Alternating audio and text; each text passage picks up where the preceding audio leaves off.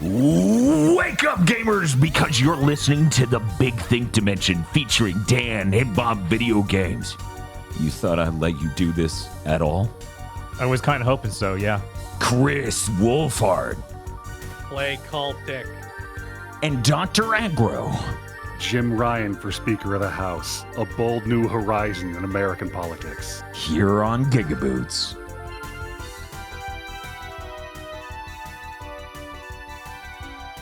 Unfortunately, after many months of being Speaker for the House, I have to go back to England, and nothing is wrong.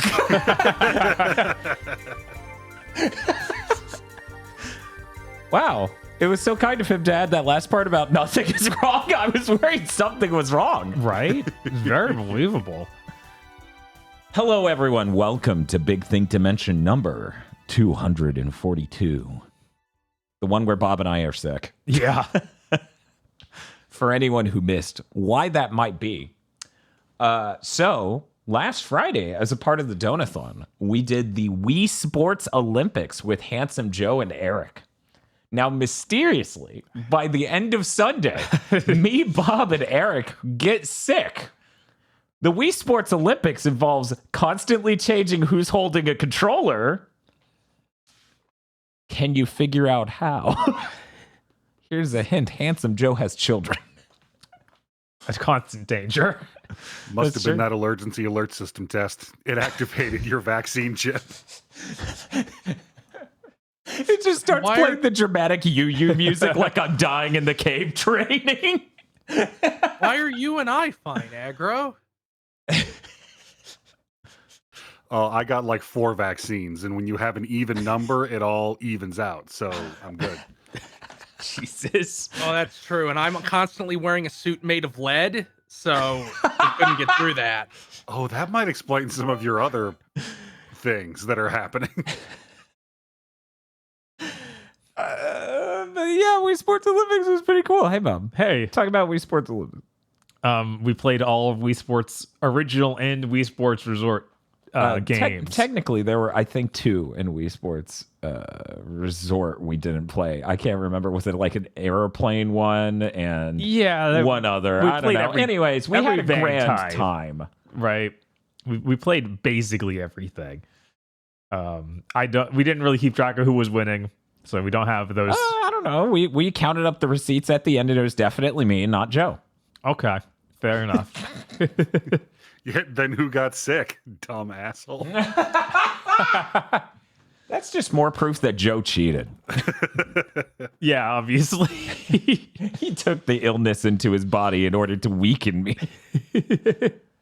That's okay. At least I still won at the fucking Ring Fit squeeze the ring over and over. That's important. That's very important. Technically, I wanted that, but you beat Joe. I won over Joe. That's the important thing, because he's the person who took illness into his body to bring it over, clearly. That's what happened, Bob. Yes, obviously. Also called having children. Yeah. I have no idea why we're getting stream sounds, Bob. Weird. Yeah, 1 second. Okay, we're going to disappear you. Goodbye. Anyway. I think a lot of the Wii Sports games held up. Yeah, of course. Except for golf. But golf is like the ultimate speedrun game. I've seen speedrunners of Wii Sports Golf, and they're absolute genetic freaks. I'm sure. Yeah, no, Wii Sports Golf is the worst golf game I've ever fucking played. Yeah. Because I'm not sure if you guys know this, but the Wiimote, especially with no Wii Motion Plus, needs the sensor bar to have an idea where the fuck it is. So if your game involves pointing it straight down, then it's guessing based on your wrist movement, and you have to stop moving it for it to be like, oh, okay, well, now that you stopped, you've moved this much.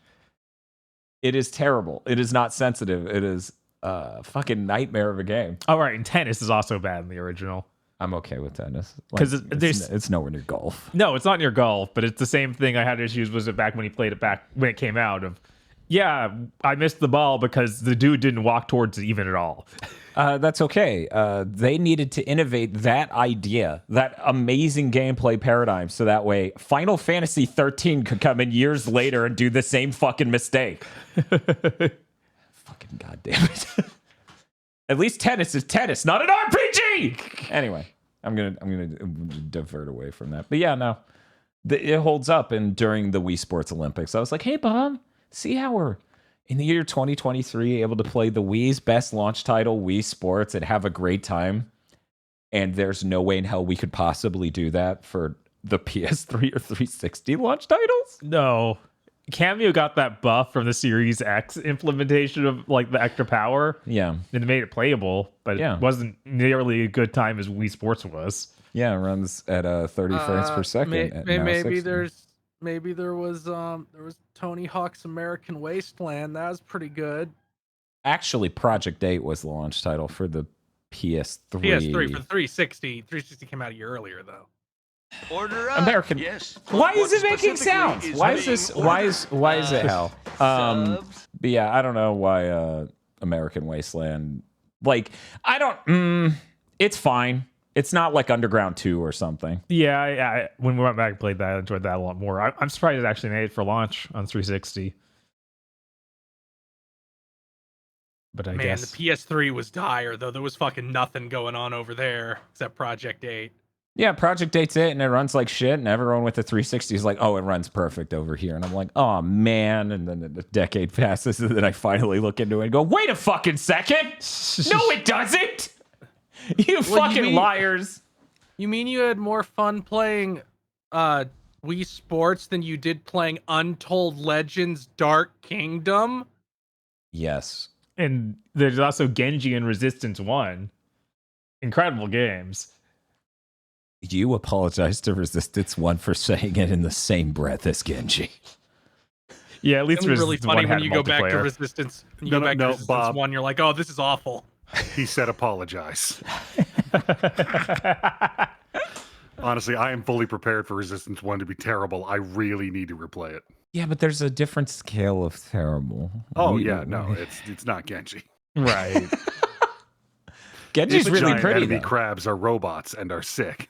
Yeah, but Genji gave us giant enemy crab. That's such an important thing of the cultural life. No, it's definitely didn't get forgotten about like instantly, and now nobody knows what the fuck that is. Well, I feel like for a solid 8 years there, people were like, it's the funniest fucking joke. And I'm like, that's not even, like, you're all focusing on Sony 2006. You should be looking at Sony 2005, but the problem is no YouTubers made videos of that. Mm-hmm. That's the one with the digital locker, and your PS3's camera is going to be able to disassemble a car in Moscow or something. I don't fucking know what any of that was about. You know, at least Genji, I think, is 6 to 8 hours, whereas Resistance 1 is something like 20. Yeah, it's like 15 to 20 or something. So it might fucking be insane. true Good horror. lord. Yeah, no, that's a lot. Now, my brain may be making this up. Reminder, listener, in case you can't tell just by listening, I'm sick. So I'm going to, if this is wrong, I'm going to blame it on the illness. When you do co-op, do you not have Nathan Hale and Black Nathan Hale? Is that not what Resistance 1 did? It was just random black guy, yeah. Right. Okay. Yeah, I don't think it was Black Nathan Hale. That would have been really funny.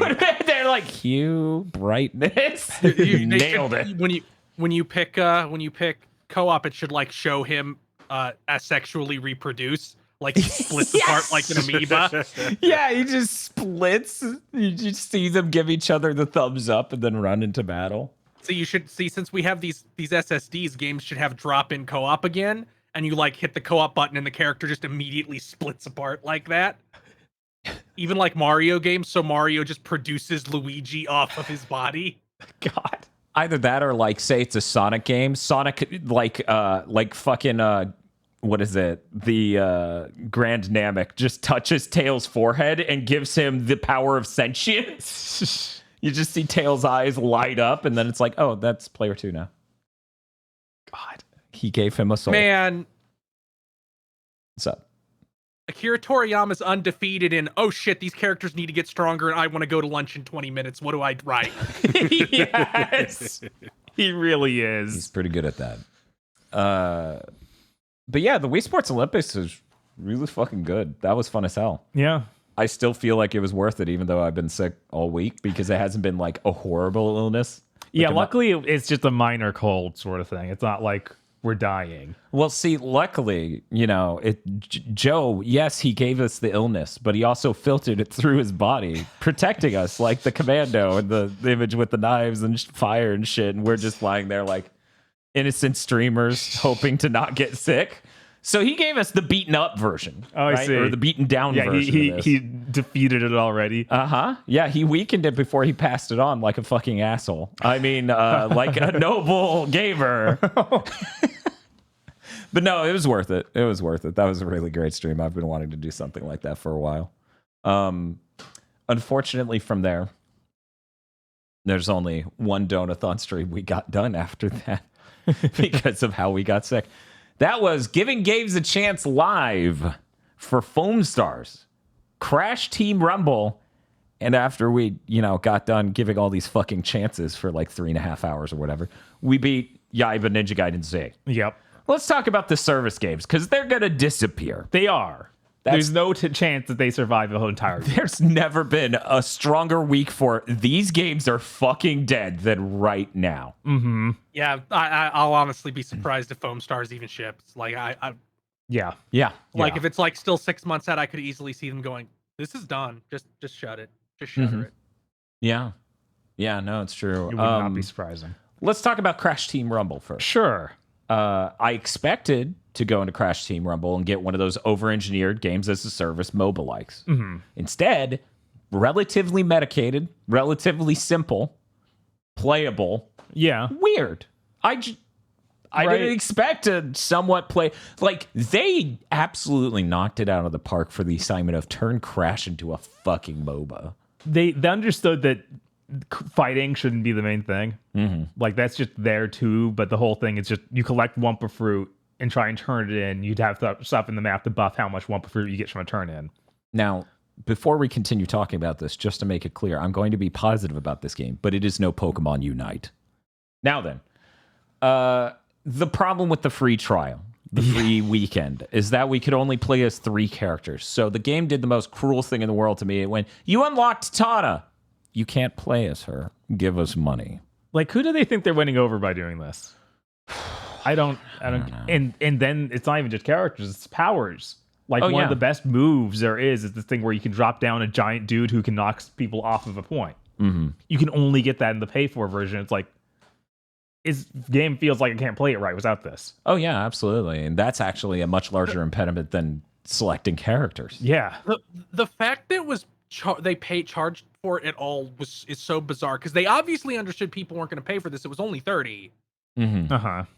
But it's like some imbecile deep in Activision is like, well, nobody's actually going to play this. We need to trick the people. We need to ensure it can't be successful. But yeah, that specific piece of equipment, that item you get to bring into a battle, some might even call it a sub weapon, is like one of 5 different things you get to select. And it's like, you can select, or actually, I think it might be 6 or 8. You get to select from 2. Yeah. Yeah, you have very little variety in this free trial that's supposed to get you into the game and let you see how the game is. Mm-hmm. It's like, but I need to be able to try the game, and you don't want me to. It's like, guys, you charge for the game outside of this weekend. Right? Let me try the whole thing and get really into it and feel like I need to play more. Exactly. I mean, what are you going to lose by us having all the stuff, the features over this one weekend? If we like it, we'll buy it. Right. Yeah, it's really bizarre. I lost it. They made the best thing they could given the assignment. They made it charge to play at all outside of these weekends, which they've done 2 this month. So things are going great. Oh, wow. It is so doomed, though. There's no world in which this survives. I mean, even in the free-to-play weekend here, every game had at least 1 bot in it. Yeah, many had 3. Yes. Like, and we even told our viewers, like, hey, we're going to be playing this, jump on in. And we saw them. Yeah, we saw a good number of them. So, but it wasn't enough. Yeah, I was telling people the night before I was trying to, like, just test it out and play the game. and it would take forever setting up a match, and then it would still be bots. Yep. The funniest thing, the easiest way to tell, by the way, it's crossplay. The easiest way to tell you were fighting a bot wasn't to look at its name, because maybe someone on the PlayStation Network's name is James. Right, maybe Todd, they got that. Or Brian. The easiest way is to tell whether or not they have the PlayStation icon next to their name, because no one on Xbox is playing. Literally no one. There's not one Xbox player. I didn't run into them in that session or the prior one. And we know it launched on Xbox? Yeah. Okay.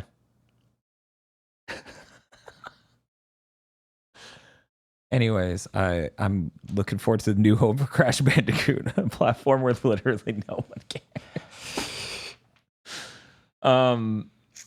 Yeah. I'm trying to think if there's anything else.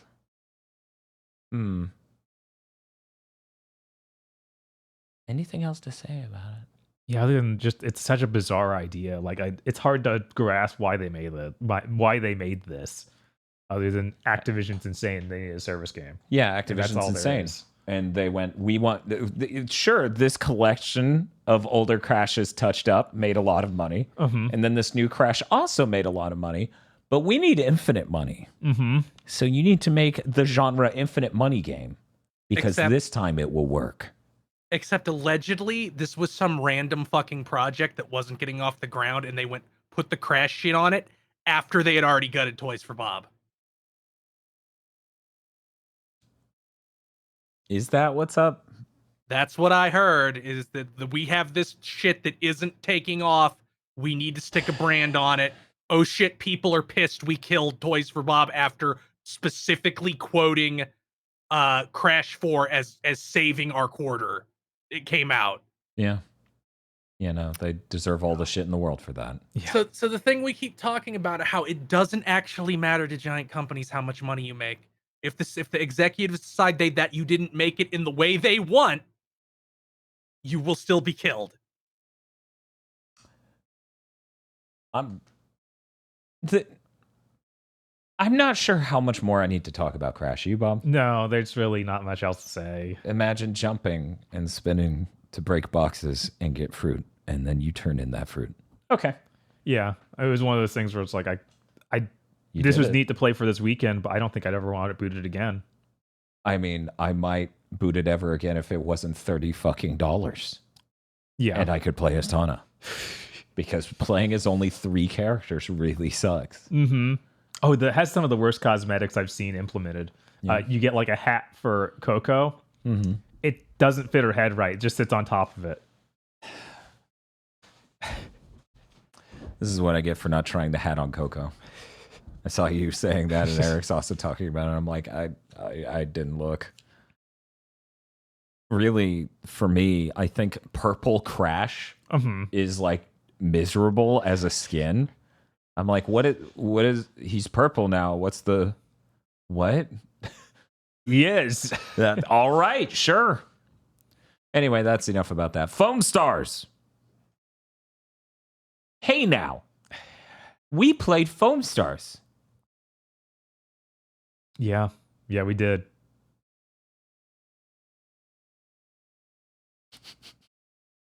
Did anyone else? Now, during this stream, Tosh, my girlfriend, who is very into Splatoon, is busy like crafting things in clay while watching the stream.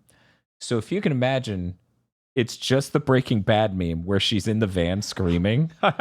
She can't tell us because her hands are like fucked up. She can't tell us all this shit that's driving her insane about this game.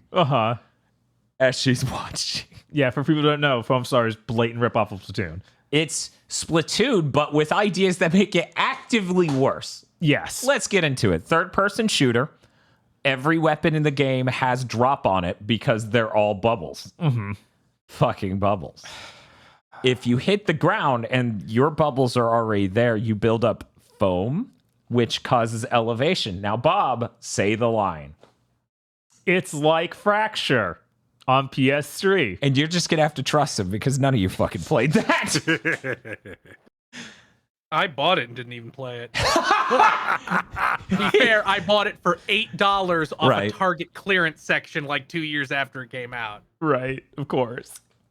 So in their head, the way this works out is the player's going to use the elevation building mechanic by intentionally shooting the ground in the same spot to build a wall or a staircase to get to higher things. And then they made jet streams that bounce you up to every higher thing in the environment. Mm-hmm. And that's never how it works. What it actually is you're shooting an enemy and they get slightly further away. And since there's drop in this game, your first bubble hits the ground barely. But then that builds it up. So now the next bubble's hitting the ground again. And then that builds it up. And now you've built a wall between you and your opponent who's almost dead. That's how it actually works out. Uh-huh. You move slower in the enemy's foam. You move moderate speed in yours, and you can use your cool surfboard. Yes. Because you can't dive into the foam. That would be obvious copyright infringement. It's also worth noting in Splatoon, you can, when you shoot your ink, it instantly covers the other ink.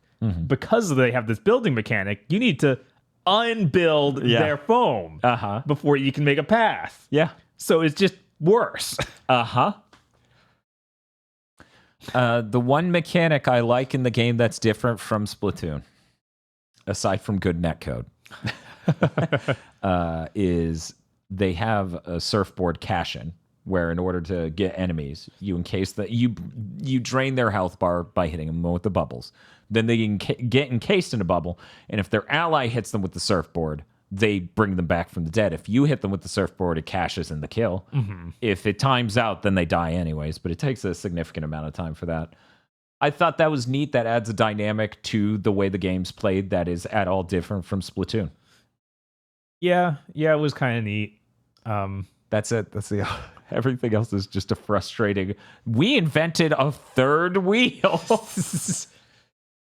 Yeah, the game modes are awful too. Like, to brutally summarize, they have deathmatch, but right after 7 kills, they turn one of the players on the field into the important player, and you now have to kill them in order to actually win. Well, yeah, they turn them into the Foamstar. I think they actually missed that, and they just called them the star player. Like, they had the opportunity to call them the Foamstar, but the actual pop-up says star player. Yeah, I think you're right. Good job, Chris. You thought it through more than that. I'm sure they just thought it would be tacky to specifically call them the Foamstar, even though that's obviously what they wanted to do. I don't because I guess the thing is you play as a Foamstar. Like, the entire cast is Foamstars. Oh, okay. So star player is different from a Foamstar. That's right. Isn't it framed like a fucking game show? So I guess that would make sense. Yeah, you're playing in bathing Vegas. Bath Vegas, Bob. It's because it's like Las Vegas. Bath Vegas. Bathing Vegas. Sure. Man. What the fuck is... That's on a different streaming platform. It'd sure be cool, like, if games could have stories again and they weren't like had like the dimensional barrier between multiplayer and single player games that we have now. Yeah, I during 7th gen, it was fucking frustrating watching all these games get strapped with a multiplayer that just took development time and wasn't good. And then that ended and everyone went, well, we're never going to make a multiplayer game again unless it could be the infinite money game. And that was just heartbreaking to me. Yeah, and then we had stuff like Halo 343 where they decided they wanted the multiplayer to be canon. And it's like, no, it doesn't need to be that at all. Please don't do that. Yeah. You've made the stupidest lore imaginable. Oh, yeah, no, I absolutely hated that they're like going to this to get the lore. And I'm like, no, that's simply not happening. It'll never not be bizarre that we got that era of class-based shooters and nobody went, well, people like these characters. Obviously, we should have a story mode where you see about these characters. And then Blizzard said, we're going to do that, and then tripped down a flight of stairs. While wacky Hanna-Barbera sounds play. Yeah, it's kind of insane. Yeah, it's really unfortunate. I honestly think the best way forward for them back then, and, after about a year and a half, I realized this with Overwatch 1, was to literally make it a separate game. Yeah. Go make a separate game for Reinhardt or Genji or a group of characters so that way you ship it. Because it was clear after a year and a half, never going to happen. Yeah, that's what Riot Games is doing now with all those spin-offs. I was about to say it's bizarre that Blizzard is now more dysfunctional than Riot. Mm-hmm. That's disgusting. And it's so sad. It's like Overwatch characters are clearly better designed than a lot of those League of Legends characters who are just like made off of Warcraft skins. But Bob Tarek. That's not true, Bob. You have characters like Yasuo, who is what if Wolverine was a samurai? It's true. They did that though. Wolverine was a samurai. What if he was more of a samurai? God, and even he's just based off of that Warcraft 3 character, the orc with the sword. The Blade Master. Yeah, the Blade Orc Master. with sword. Yeah, his favorite character, Orc with sword. Hey, not a lot of orcs use sword. They mostly use axe. See? Right? It's very different. I don't know how to segue into saying this. I'm just going to say the next sound clip of typical goblins is in the back of my fucking head. God, we need to get that sound so bad. You know, chat's just going to say it when a woman's on the screen, right? Yes. They have two options. In chat's brain, they're going to see a woman on screen. It's either their mom or a typical goblin. They're going to hit one of these two buttons every fucking time.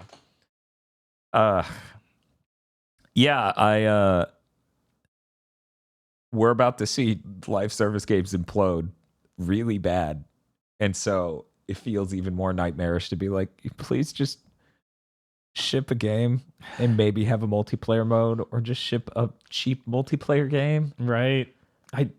Right. They did have a second game mode in Foamstars. Just to be clear, if you spent 1 minute trying to remember the name of that game, I wasn't going to say it. I was just going to be like, no, this is an important test.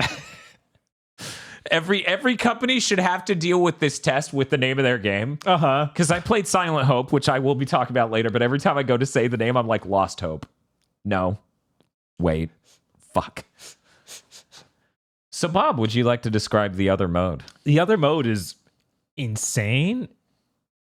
It's a 2v2 match. Mm-hmm. This elimination style, like Counter-Strike or something.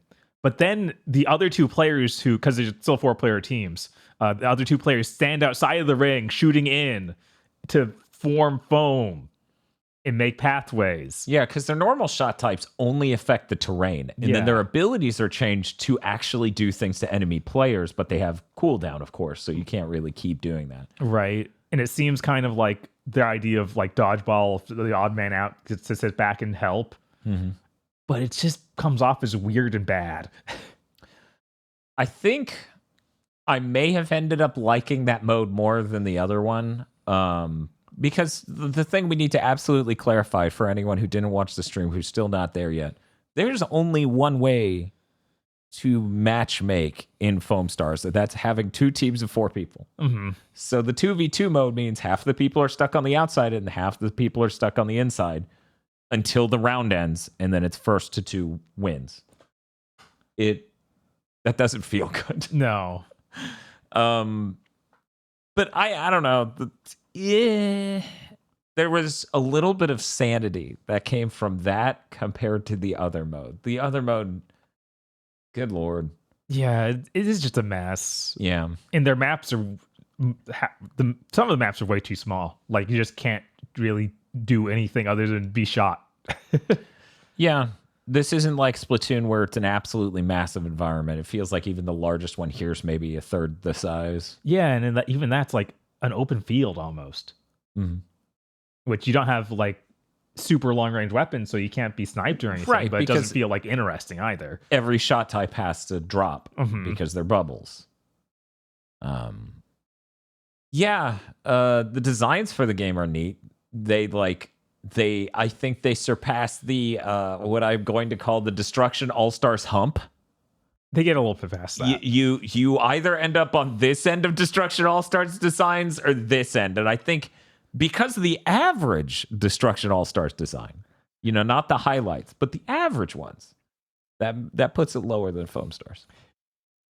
That's my It opinion, is though. Foamstars is so far above Destruction All Stars. The only character in Destruction All Stars I'll remember is Angelo because we made up a joke about him being a racist. That's the only.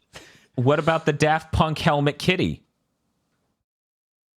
I kind of remember her because her ass is gigantic, but that's it. It's great design. No notes. There are definitely winners and losers in Foamstar, but I think they're like, if they had given them like one more design pass, I think they'd be pretty solid. But they have this, they're all slightly underbaked.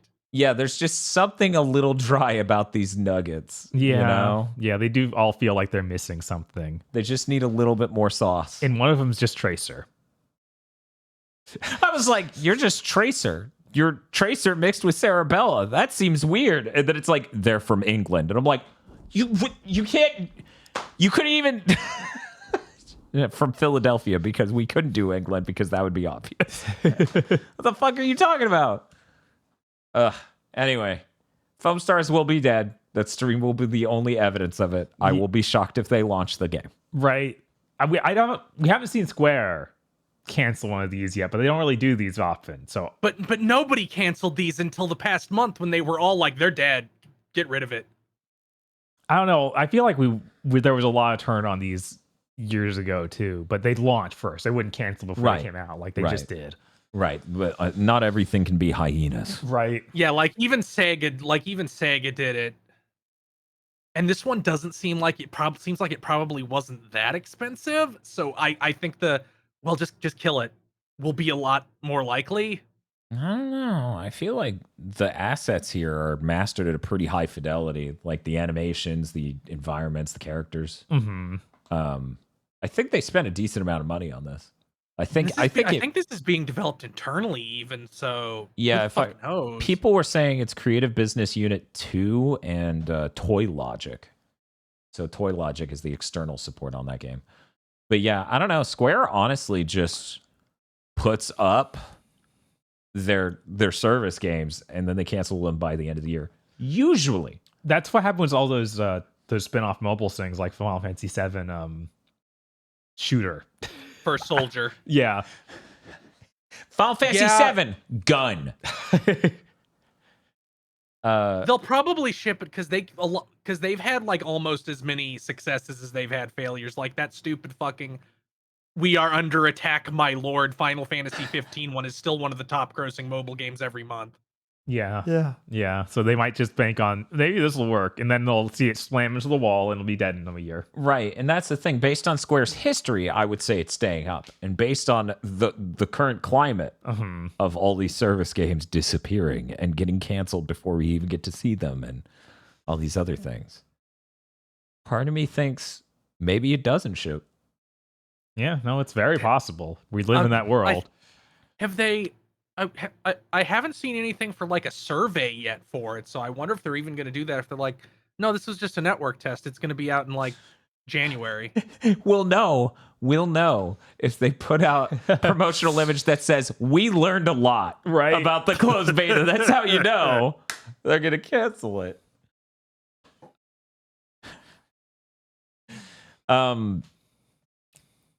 I want to say this now, even though it might be able to fit in later, but I want to make sure I get this on there.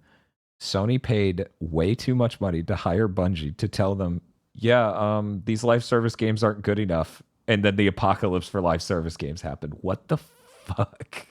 I don't know. I wonder, I really do wonder if we're going to find out like 6 months from now. Everybody was going off Fortnite's financials, and Tim Sweeney has been lying about those for 2 years. Well, see, here's the thing. Sony doesn't have to listen to Tim Sweeney because they get a cut. Like, it's done. Lying about PC and Xbox and all these other platforms. Sure, but PlayStation's one of the largest platforms outside mobile before they self-immolated. Because, you can't get Fortnite on the iOS store. Or even Google Play Store. I'm pretty sure it got delisted from there. You have to go and install it. That's so crazy. I'm pretty sure. But anyway, PlayStation makes a ton of money through Fortnite specifically, which is what drove them insane and made Jim Ryan go, we'll make 10. Because he's a fucking idiot. I had to listen to another week of people being like, I don't understand. Why do the gamers hate Jim Ryan? Is it because he just doesn't like old games? And I'm like, no, it's about the thing you then complained about 20 minutes after you said that, where they're making too many live service games. And also, it's the thing about him not liking old games. Right. It can be both. Right. It's all these things. This man has made a large amount of mistakes. For example, the PlayStation Portal. No, that's based, actually. It's like a Steam Deck. I honestly think we're going to see some really nasty fallout from that thing when people actually get it. Because I'm convinced most people ordering it don't know that it's worthless. Right? Like, I don't want to believe that, but I also have pattern recognition. I mean, honestly, right, when you help have people in a store, when you have Wario 64 as a joke, repeatedly calling it a PSP, I'm like, dude, there are going to be people who buy it from your tweets thinking that's serious. Hmm? Oh yeah, yeah, and like, I can't blame them. Why would I blame the customer who bought a portable with PlayStation buttons on it for thinking it plays games? You can't. That's absurd. Anyways, fuck Foamstars. yeah. Hey guys, we're about to talk about Yaiba Ninja Gaiden Z. Content warning. Yeah. I'm playing the Dragon Quest. For people. Nobody cares. It barely has a story. No, we got to talk about the thing we had to be sucker punched by because this is what people deserve. So, for people who don't know, Yaiba Ninja Gaiden Z is a cheap action game made by Spark Unlimited, Keiji Inafune's favorite developer, who I guess they ship games. The only pro bono game dev studio the world has ever known. The game's terrible. Rancid. You can play as Beck. Ryu Hayabusa is clearly shoved into the story to make it about Ninja Gaiden at all because none of the rest of it is Ninja Gaiden. Yeah, it's just fighting zombies in random waves and solving awful puzzles with zombies. However, the part we were sucker punched by, and I already said content warning, you got your warning, there's the second one, is like 2/3 through the game, 3/4 through the game, you just come into an operating room and you see a hologram of the lady who's been on the phone with you the whole time fucking you while you're unconscious. And I was like, oh, she's like, I had to check all the equipment. And I'm like, oh, this... Are you still back during that cutscene? No, well, yes, but the guy on the table isn't, and that would have been Damn it. fucking fantastic, right? But... So anyways, the guy from Yaiba Ninja Gaiden Z has a giant penis. Yeah. What?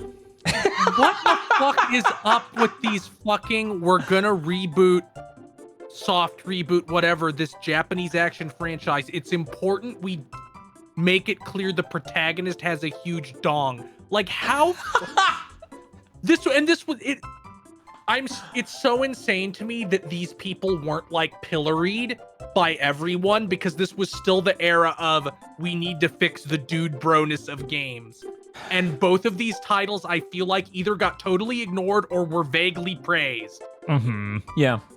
It's so fucking well, fucking Yaiba wasn't.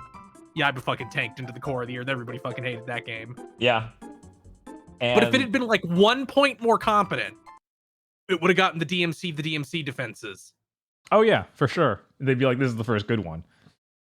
And that's it. That's what we played. And then we were so sick we couldn't stream anymore. Yep. It was great. I mean, we could have, but it would have been a 2-hour stream and it would have sounded so much worse than this. There would have been more coughing and other stuff. I'll throw this out here right now. The cold's not bad. Like, I'm not sitting here in pain. Like, you know when you get sick and your body fucking aches? Mm-hmm. Like, luckily I'm avoiding that. So it's really not that bad. So guys, don't worry about how I'm doing. Bob, are you? I'm doing okay. Yeah, It's not that bad. Let me tell you, getting to do this for a living, I'm incredibly blessed that I don't have a service industry job and thus get sick all the fucking time. Yeah. It's also way worse than this. Oh, that's true. We did play Gollum. I can't even remember basically anything that happened during that. I can't place Gollum. Like when that was. It was before Wii Sports. Oh, right, because we needed to stall the for Handsome pre-show. Joe to show up. That explains when I started my timeline at the Wii Sports Olympics why Gollum was oversighted. Okay. Gollum is incredibly uninteresting. It doesn't even deserve the segment we're going to give it here of 1 minute. And we had to stick with it for a few hours.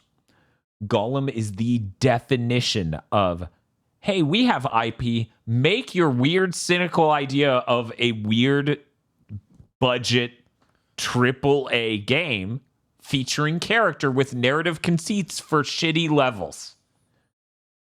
So Gollum goes to prison, and the prison makes him do video game shit in the way that like PS1 platformers did. Oh, Gollum, you need to round up these monsters and get them to run into the cage and then throw the switch to trap them in there. And I'm like, am I playing Spyro? Yeah. What's happening? This was day one. Mm-hmm. Gollum gets in there, they immediately throw him into a PS1 platformer. no, but it's okay because this is the first time you've seen the amazing graphics of the PS5, so it's distracting you. No. This thing looked worse in a lot of ways than a PS4 game. It really did just in many ways make me think of 7th gen. Uh-huh. Day 2 in the prison. Gollum, everything's so sad. People are dying down here all the time. Go find all 8 dead bodies. And I'm like, what is going on? So you had to go look at the 8 dead bodies. They should have had they should have done a collaboration with WB and had like Shadow of Mordorman like Super Saiyan carving through orcs in the background during some scenes. That would have been Like sick. you just see him doing the fucking ring powered Big Bang attack on a bunch of orcs. Meanwhile, Gollum's just like, oh, I should have had a dead body. Oh. And then legally distinct Gandalf is the framing device for the entire game because he's just like, where were you, Spiegel? And then he's like, that tells you the whole game. And I'm like, please, no, Yeah, it's rough. please. It's not even like a fun kind of terrible game at all. Like, because there's my not even, description sounds way more fun than it is. yeah, it's just the most bland, do these objectives sort of game you could imagine, and it's all gray. Yeah, imagine you had a pitcher of water, and then you poured Thickify in it, right? So now you've got water gelatin / gravy. Drink it. So now you know why we were blessed to get out of that part of the stream by jumping into Crypt of the Serpent King 4K Remastered, a vastly better video game. Yeah. Oh, sorry, not Thickify. Thick It. That's a really funny. That's the product name, by the way. Yes. That's the medical. If a person has trouble swallowing liquids, you pour this in. Ask me how I know. Anyways, Foxandra's Donathon was great. Yeah. Gollum is a waste of breath. Yeah. I have nothing else to say, Bob. No. Cool. Don't even buy it as a lark. There's nothing funny here. There's nothing worth seeing. It's just a bad video game. It is. It is just a bad video game. It's not interesting bad. It's just bad. It's interesting they probably made it worse by making it less buggy. Yeah. Assuming that did occur to the reported extent, that is true. Bob, do you want to talk about what you played next? Yeah, sure. I played a few things since we had some time off as we were sick. Lucky us. Yeah, so lucky. Totally glad that we did that. Uh-huh. Yeah, it's good that we took time to take care of ourselves, give ourselves some time to relax. So I tried out Ashura the Striker. There's a demo for this on Steam. This is straight up Space Harrier. I covered it a while ago in news saying it was coming this year, and it got pushed to next year, but they put out a demo along with that. You can go try this. It is just Space Harrier, but you play as an anime girl with like a plug suit on. The music's really good. they've also added some cool mechanics like you have a super punch. So when the bosses, which, it's just bosses from Space Harrier, so there's like a dragon flying all over the screen. Yeah. But if they close to you, you can hit with this punch, and it does like half their health bar. That's pretty cool. It's really cool and really satisfying to pull that off. And you also have a slow-mo button, so you can like hit it, and the whole screen goes electrified and slows down, so you can dodge things more easily. Yeah, because like Space Harrier is an insanely fast game. Yes, and they did not slow it down at all. The slow-mo, is that like a meter you burn the moment you let go? Okay. Yeah, you burn it as you hold the button, and then you can recharge it just slowly through the level. Oh, okay, so it's not a pickup that recharges it, it's just time. Okay, got it. So that was a lot of fun. I definitely just trying it. The demo was actually pretty long. It was like, I say pretty long, but pretty long for Space Harrier. It's like 15 minutes. Right. You get to see how the game's going to be set up. So it's got routes. The demo only lets you go on the left route, but you can see the full game. It like branches out a lot. Like it branches out twice at the beginning, then another 2 times there. So it quickly It's expands. just like outrun. Plays sound of car crash. So yeah, that's really good. I definitely suggest people try it.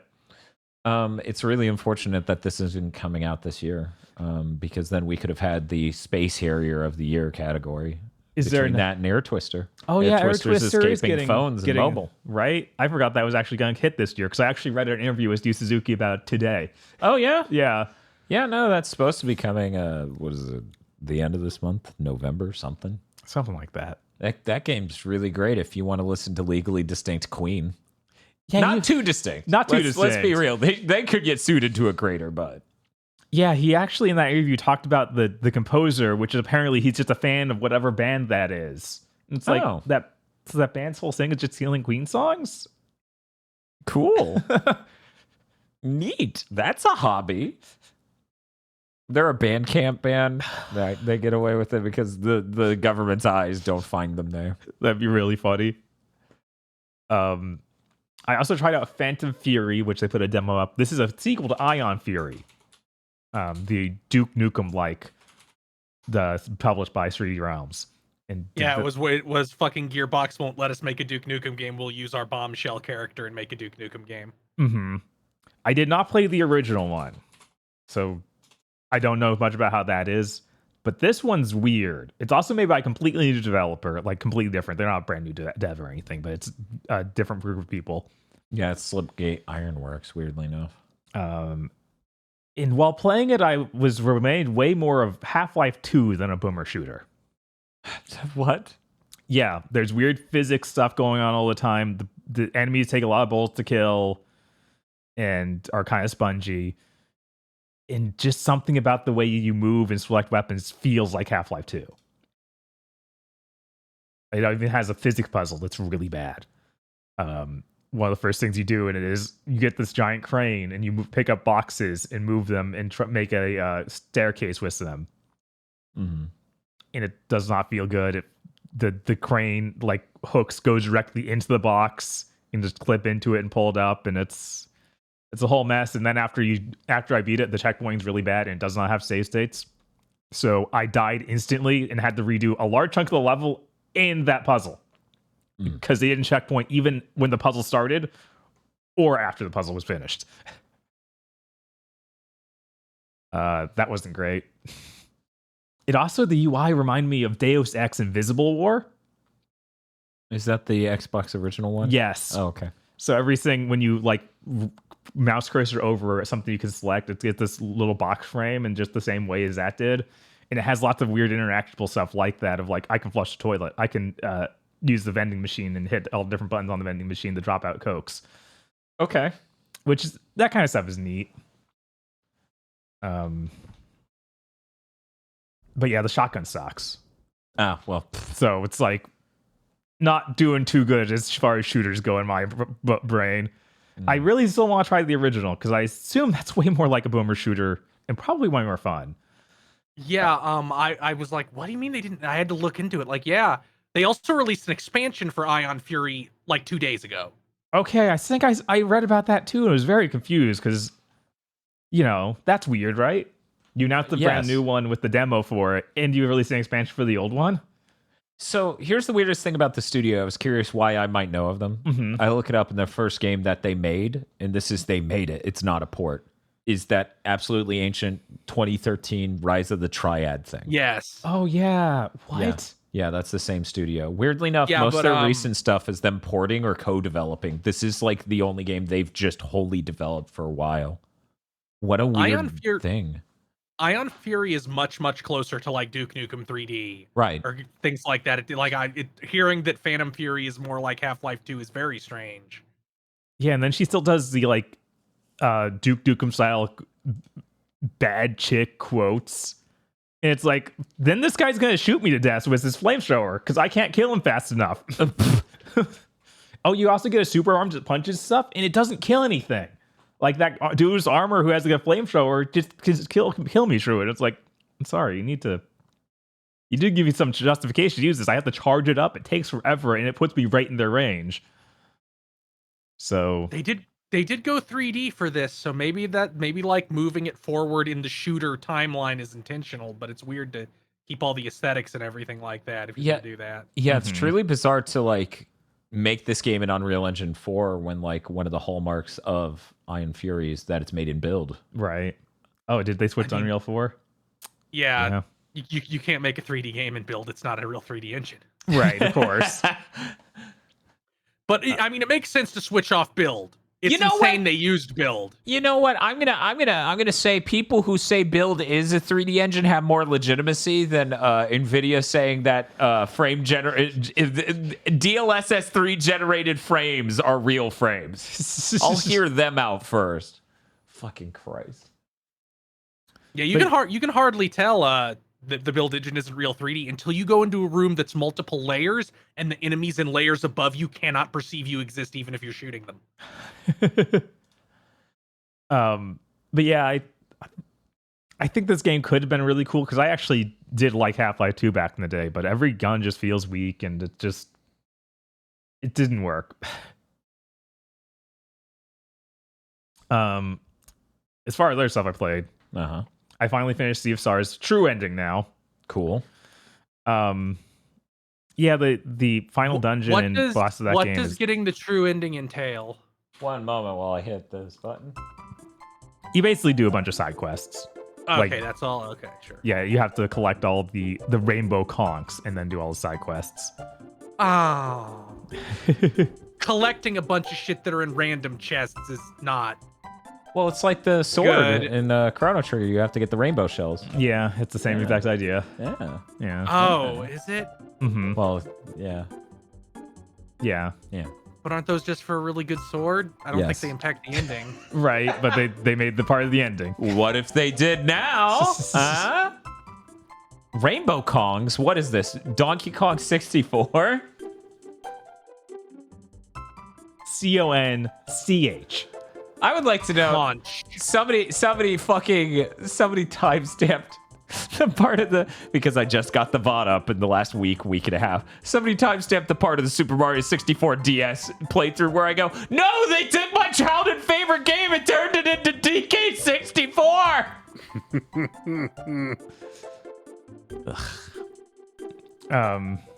Yeah, I still think the end of that game and the final dungeon are the worst parts of that game, and it's really sad to have it kind of end on a down note for how the whole game was. It also, the main problem with it is it seems like they don't want to like wrap up their universe because this is tied to Messenger. Oh right, and it really feels like this should conclude everything, and it doesn't. So it leaves things open. I'm like, guys, this was like a 40-hour RPG or something. So end it. So you know how like the cool thing about if there was a cool thing about the Kevin Smith View Askew universe is that the movies were tied together.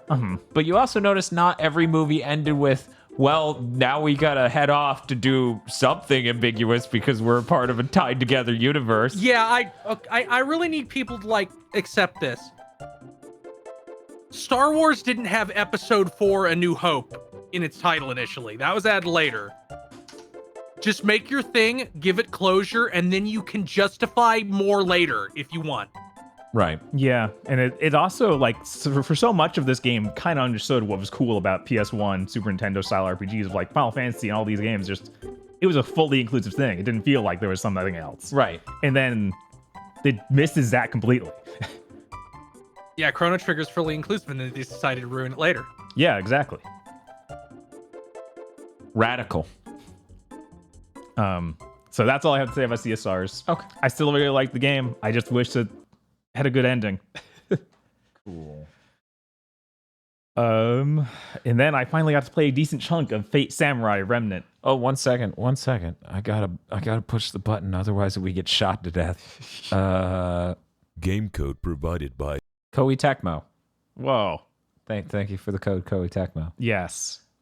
Give me that name one more time. Fate/Samurai Remnant. Is there a colon between Fate Samurai and Remnant? No. Okay. Okay, Bob. So you spent some more time with the game. Yes. How's it going? It's going okay. It's not as good as I was hoping for. The way it breaks down is basically you don't get big battles like in a Dynasty Warriors game. Almost everything feels like a super small list. Like this corner of the city, this one little hallway or this little room will fill with enemies and you fight them. And that's it for the combat. But what's in between is the main meat of the game, where you like go to a new part of town. Saber runs off, you follow her. She looks at something, is like, "Can I buy this?" And you're like, "No, we have money." And I don't have enough money to buy this random thing you want, Saber. Oh, that's unfortunate. I don't want to play a game where I have to keep saying no to Saber. I want to play a game where I feed Saber tacos. Right? In VR. It's okay. You feed her miso soup and rice in this game, and she likes it. How much does she like it? Too much. Yeah. Okay. Yeah, that could work. But yeah, you do that, and then there's other random, like, there aren't random battles in town, but there's like these highlighted parts of the map where there will be a battle. So you walk into it, and it's like 30 Ronin coming up out of the woodwork, and you fight them. That's really great. That's really funny. There is way too much like dialogue and story in this game.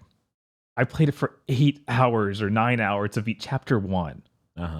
It's kind of, it feels like in the same situation that Yakuza games get, of like the balance of gameplay to story just isn't right. I'm doing so much more reading and listening than I am playing the game. It's ludicrous. So really, you're playing like a visual novel with occasional Musou gameplay. Yes, that's what it feels more like. I feel like their intended audience might be into that. Maybe. Not worth. I mean, that's how all these Fate games are. Except like for the those- taco those- one. That was all gameplay. Yes. Like those Fate Extella ones, I remember Nasu being like, "Yeah, I wrote the equivalent of 4 seasons of anime for this second one." And it's like, there's no way there's going to be that much gameplay. It's going to mostly be visual novel. Right, but even in that, I felt like I got to play a larger chunk of gameplay between all of these things. Since every But battle is... how long did you play it? That's the important part. That's true. I didn't play that for that long. But when you get into a battle in those, it's a full Dynasty Warriors map set to go around and do. Yeah, it's an This entire is a lot PSP more- scale or whatever map. Right? This is a lot more like a PSP Dynasty Warriors game. Where it's an instanced, like, Yeah, here's- quarter of a mile squared. Yeah, here's a little It's like box those- people fight. Yeah. Like those Senran Kagura games where it's like, here's a handful of guys and then fight them. Even Senran Kagura had bigger levels to play through. Yeah. So it's more like Yakuza, but it inexplicably becomes a Musou level for 30 seconds. Kind of. Yeah. It's weird. I'm enjoying the story. Like, it's a good story with interesting stuff happening, but oh man, the pace needs to be pulled up a little bit because it does not move fast at all. The important thing is how much she's enjoying the miso and rice. That's the important thing.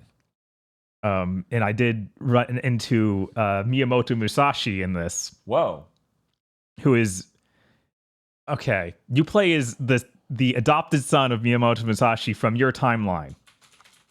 So the Miyamoto Musashi who comes in as a servant is A blonde Apparently- woman with an America bikini. Basically. What? And she explains that there are parallel universes Uh-huh. where basically the only difference in her universe is that Miyamoto Musashi was a woman. So she Sure. still knows you.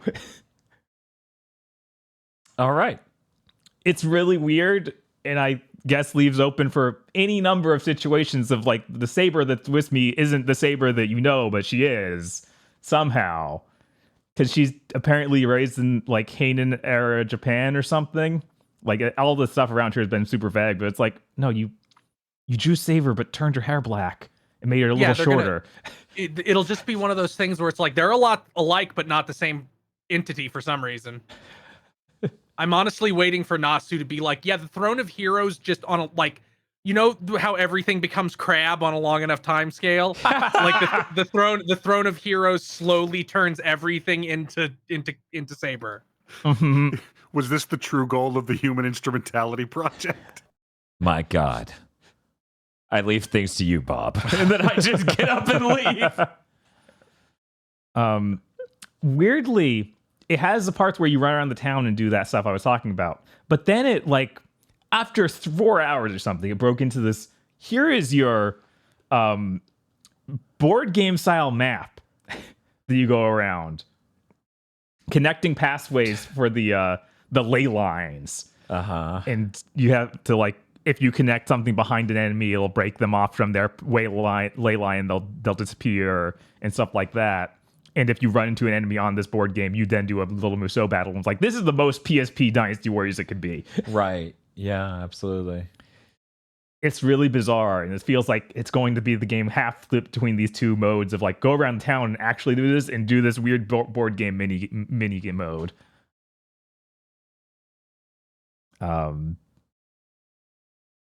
There are also cats you can pet in the world. That's important. They made it so there's objectives, like you get stuff for doing this. You heal, and also it completes this like a checklist of things you can do in the town. But it takes way too long. Like you have to mash square button while he pets the cat. And the cat petting animation is not good. Oh. The cat just does their thing, and then your guys are somewhat near it doing this. Doing this. Like, Like you're grabbing fucking noodles with your hand. What the fuck are you doing, man? This is petting. so that's disappointing that this takes too long and doesn't look good. Okay. There are a lot of RPG mechanics in this. Like you and Saber both have a huge skill tree that you unlock stuff for. Mm.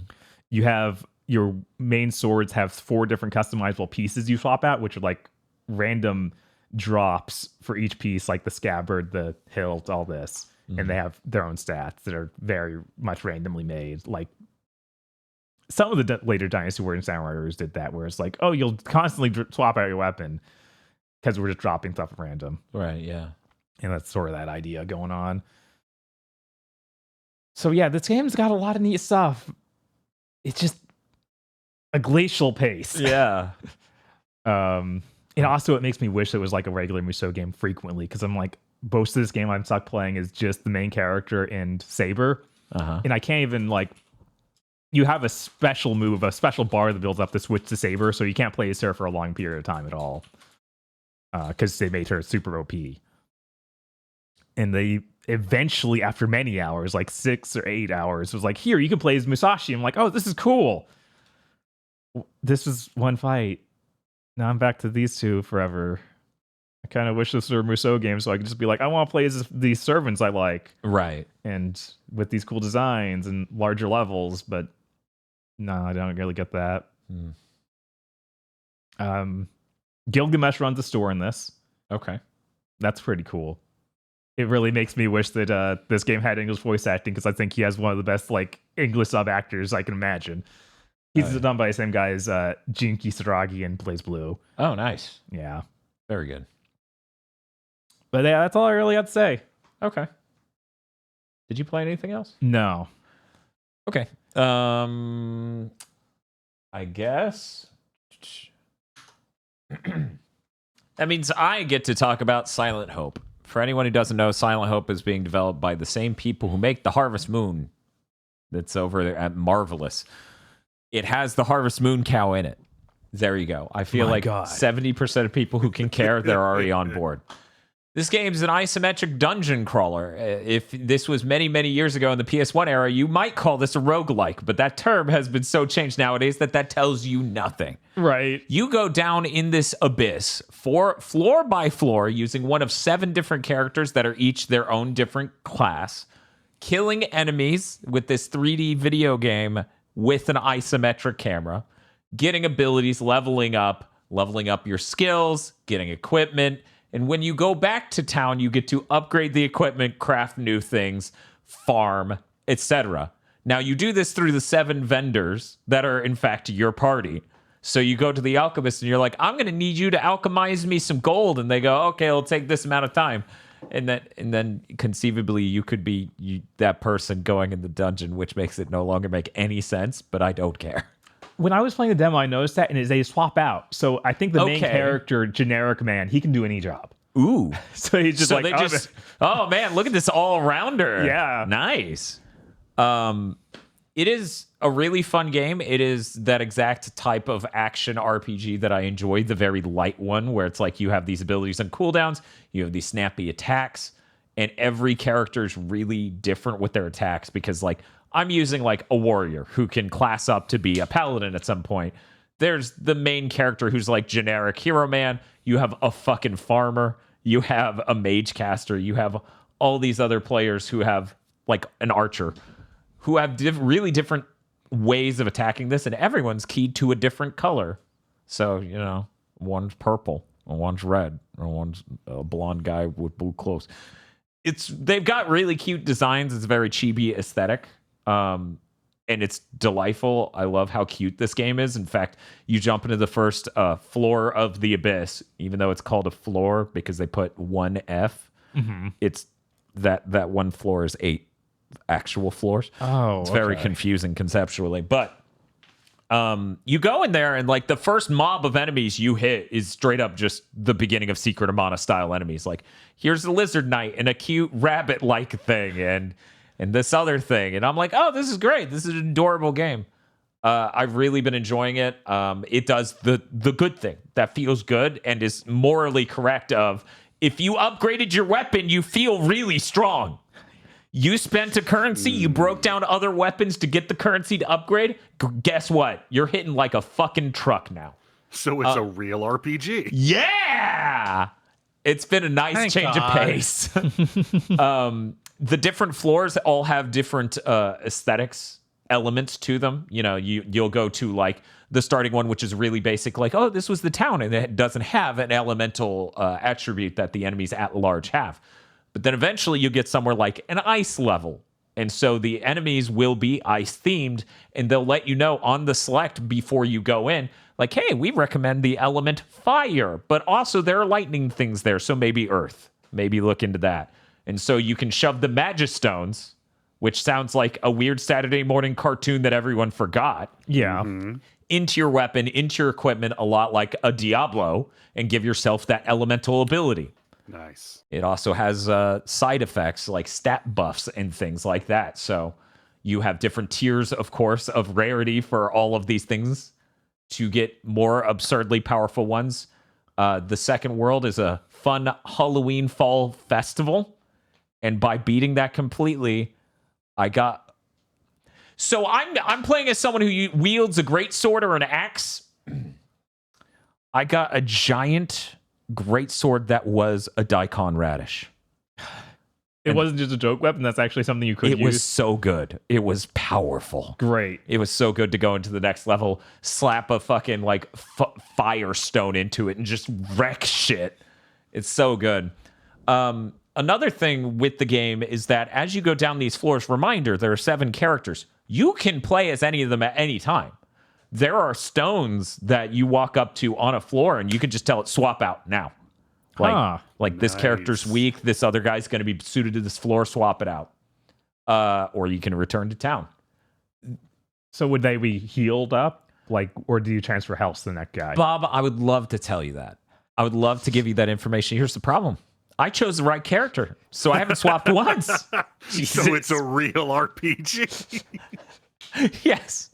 The next session I play is going to be the one where I power level a couple of the other characters because I have been getting legendary tier equipment for them. That's going to allow them to just blow through the first like world easy. But yeah, the way they phrase it is that you pass on your buff and they come in fully healed. Okay. So the idea is, ideally, you pass the baton and you keep going on your trip all the way down. They have, when you complete a floor, which once again, it should be any word but that, it has a time that you beat it in. Registered to that floor forever. So they even at a UI menu level just communicate to you, yeah, you should maybe do this in one run instead of coming back, because every so often, every so many levels, you'll find a campfire.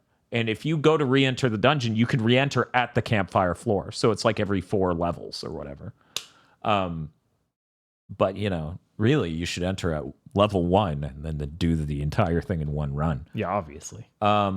This game is already communicating some things through other UI things. For example, it's got the screen space and it's starting to fill it out with these different floors. But when you hover over them, there's just imagine a black space, wide, thin. And in the middle, it says normal. I'm like, you're fucking Dragon's Crown, aren't you? I'm going to beat the last floor. And it's going to be like, okay, do it again on harder. Yeah. And I'm like, oh no, I was already in love with this game. Oh my God. So between the mechanics of switching characters and stuff and that looming on the horizon, it feels like this is absolutely going to feed directly into the Dragon's Crown sort of thing of like, keep the party rock going, always pass that baton, use these healing items, etc. There are some really good mechanics. There are like pocket dimensions that are extremely hard you can go into to hopefully get more rare drops every so many floors or whatever at random. There are pets you will find, and that is how you heal yourself.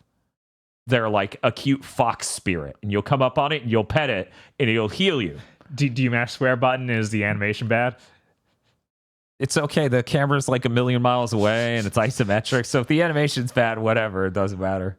It's worth more games should have bad animation so they can cost less and come out faster. On a related note, this game was like $36 because it was 40 and then it was on discount at launch. So yeah, that's pretty good. That's way more logical than a price point that I'm loving it. I'm loving it. I wish Harvestella. Right? Yes. Yeah. I wish Harvestella had come out at a price point where more people would have played it.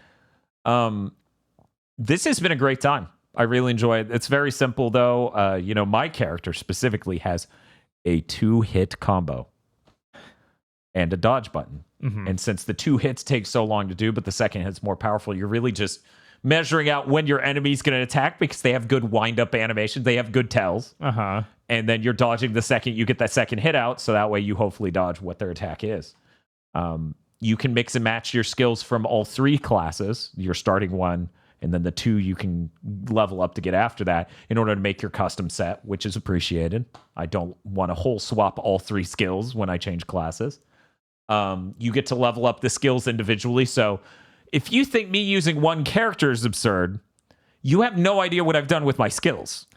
Because my skills are literally, okay, do this one that weakens them and stuns them for this amount of time. Do this one that buffs my strength, and then do the strongest hit in the fucking world. And that's my character. They have all these other things, like what if you did a charging attack that stunned them, or a whirlwind that sucked them in and do... I'm like, no, you hit them like a fucking truck and now they're dead. And I literally pumped all my points into big hit hurt and make strong. Of course. Feels good. Silent Hope feels good, man. Feels good. It's got the Harvest Moon cow in town. You can pet that cow. Great. It is great. They give you an achievement for it. On PC, it runs exceptionally. I'm not playing it on Switch. I don't know. I've yet to have time to look up footage. I'm very curious. Because the Switch version is physical and it comes with stuff. Ooh, stuff. So I do like my Harvest Moon Story of Seasons stuff. Yeah, this is a great time. I'm really, really enjoying it. It is worth noting that much like Xenoblade Chronicles, the princess sure says voice lines a lot and says the same ones a lot. And so I've played this game for almost 7 hours. Mm-hmm. And I've had to hear the princess go, I would help you if I could, but I'm stuck here, because she's sealed in a crystal, for anyone who doesn't know. And she's the only one with a voice. No one else can talk. But she's like, but I'll give you assistance from the sidelines. And then you're like, okay, that's a fine line. And then she goes, rah, rah, sis and Bob, craft the thing and don't mess it up. And I'm just like, I've heard this 17 times. Good. Yeah, no, part of my brain's like, I like this. I like this a lot. These might become sound clips on our channel, some of these. I need that voiced by Excel. She says something along the lines of, we need to consider or something, and my brain every time goes, we need to consult the Elder Gods. For some reason, Mortal Kombat's done serious damage here. But yeah, aside from that, I really love the cute designs. I really love how quick the game feels, how snappy and responsive. And on my 4090, it can run at 800 frames per second at 1440p. Feels good, man. It's great. So anyway, if you guys keep that timer up till next year, maybe I get that 240 hertz monitor. Jesus. I would love to see that. I would love to see any game run at 240 hertz on a fucking 4K OLED. That just feels like a magical portal at that point, I feel. That probably looks insane. Because 120 looks insane on an OLED. Like, the difference between this OLED at 120 and this LCD at 144 is insane. Mm-hmm. I can't even fathom 240. But yeah, I love that these Marvelous games come out on PC. Chat's triggering the sounds in my brain. They're like, Dan, what would you say is the king of vegetables? I hear some people consider it to be the humble turnip, which she will not stop saying. What a nightmare. Worth noting, you then go in the dungeon. They're giant turnip monsters. Oh, no. It's a So weird I guess question to ask a guy with a Daikon greatsword. Right? I'm pretty biased here. But yeah, I love that these Marvelous games keep coming out on PC and running super well, like Story of Seasons and stuff. I appreciate that so much. Fuck next gen graphics. Yeah. I don't give a single shit.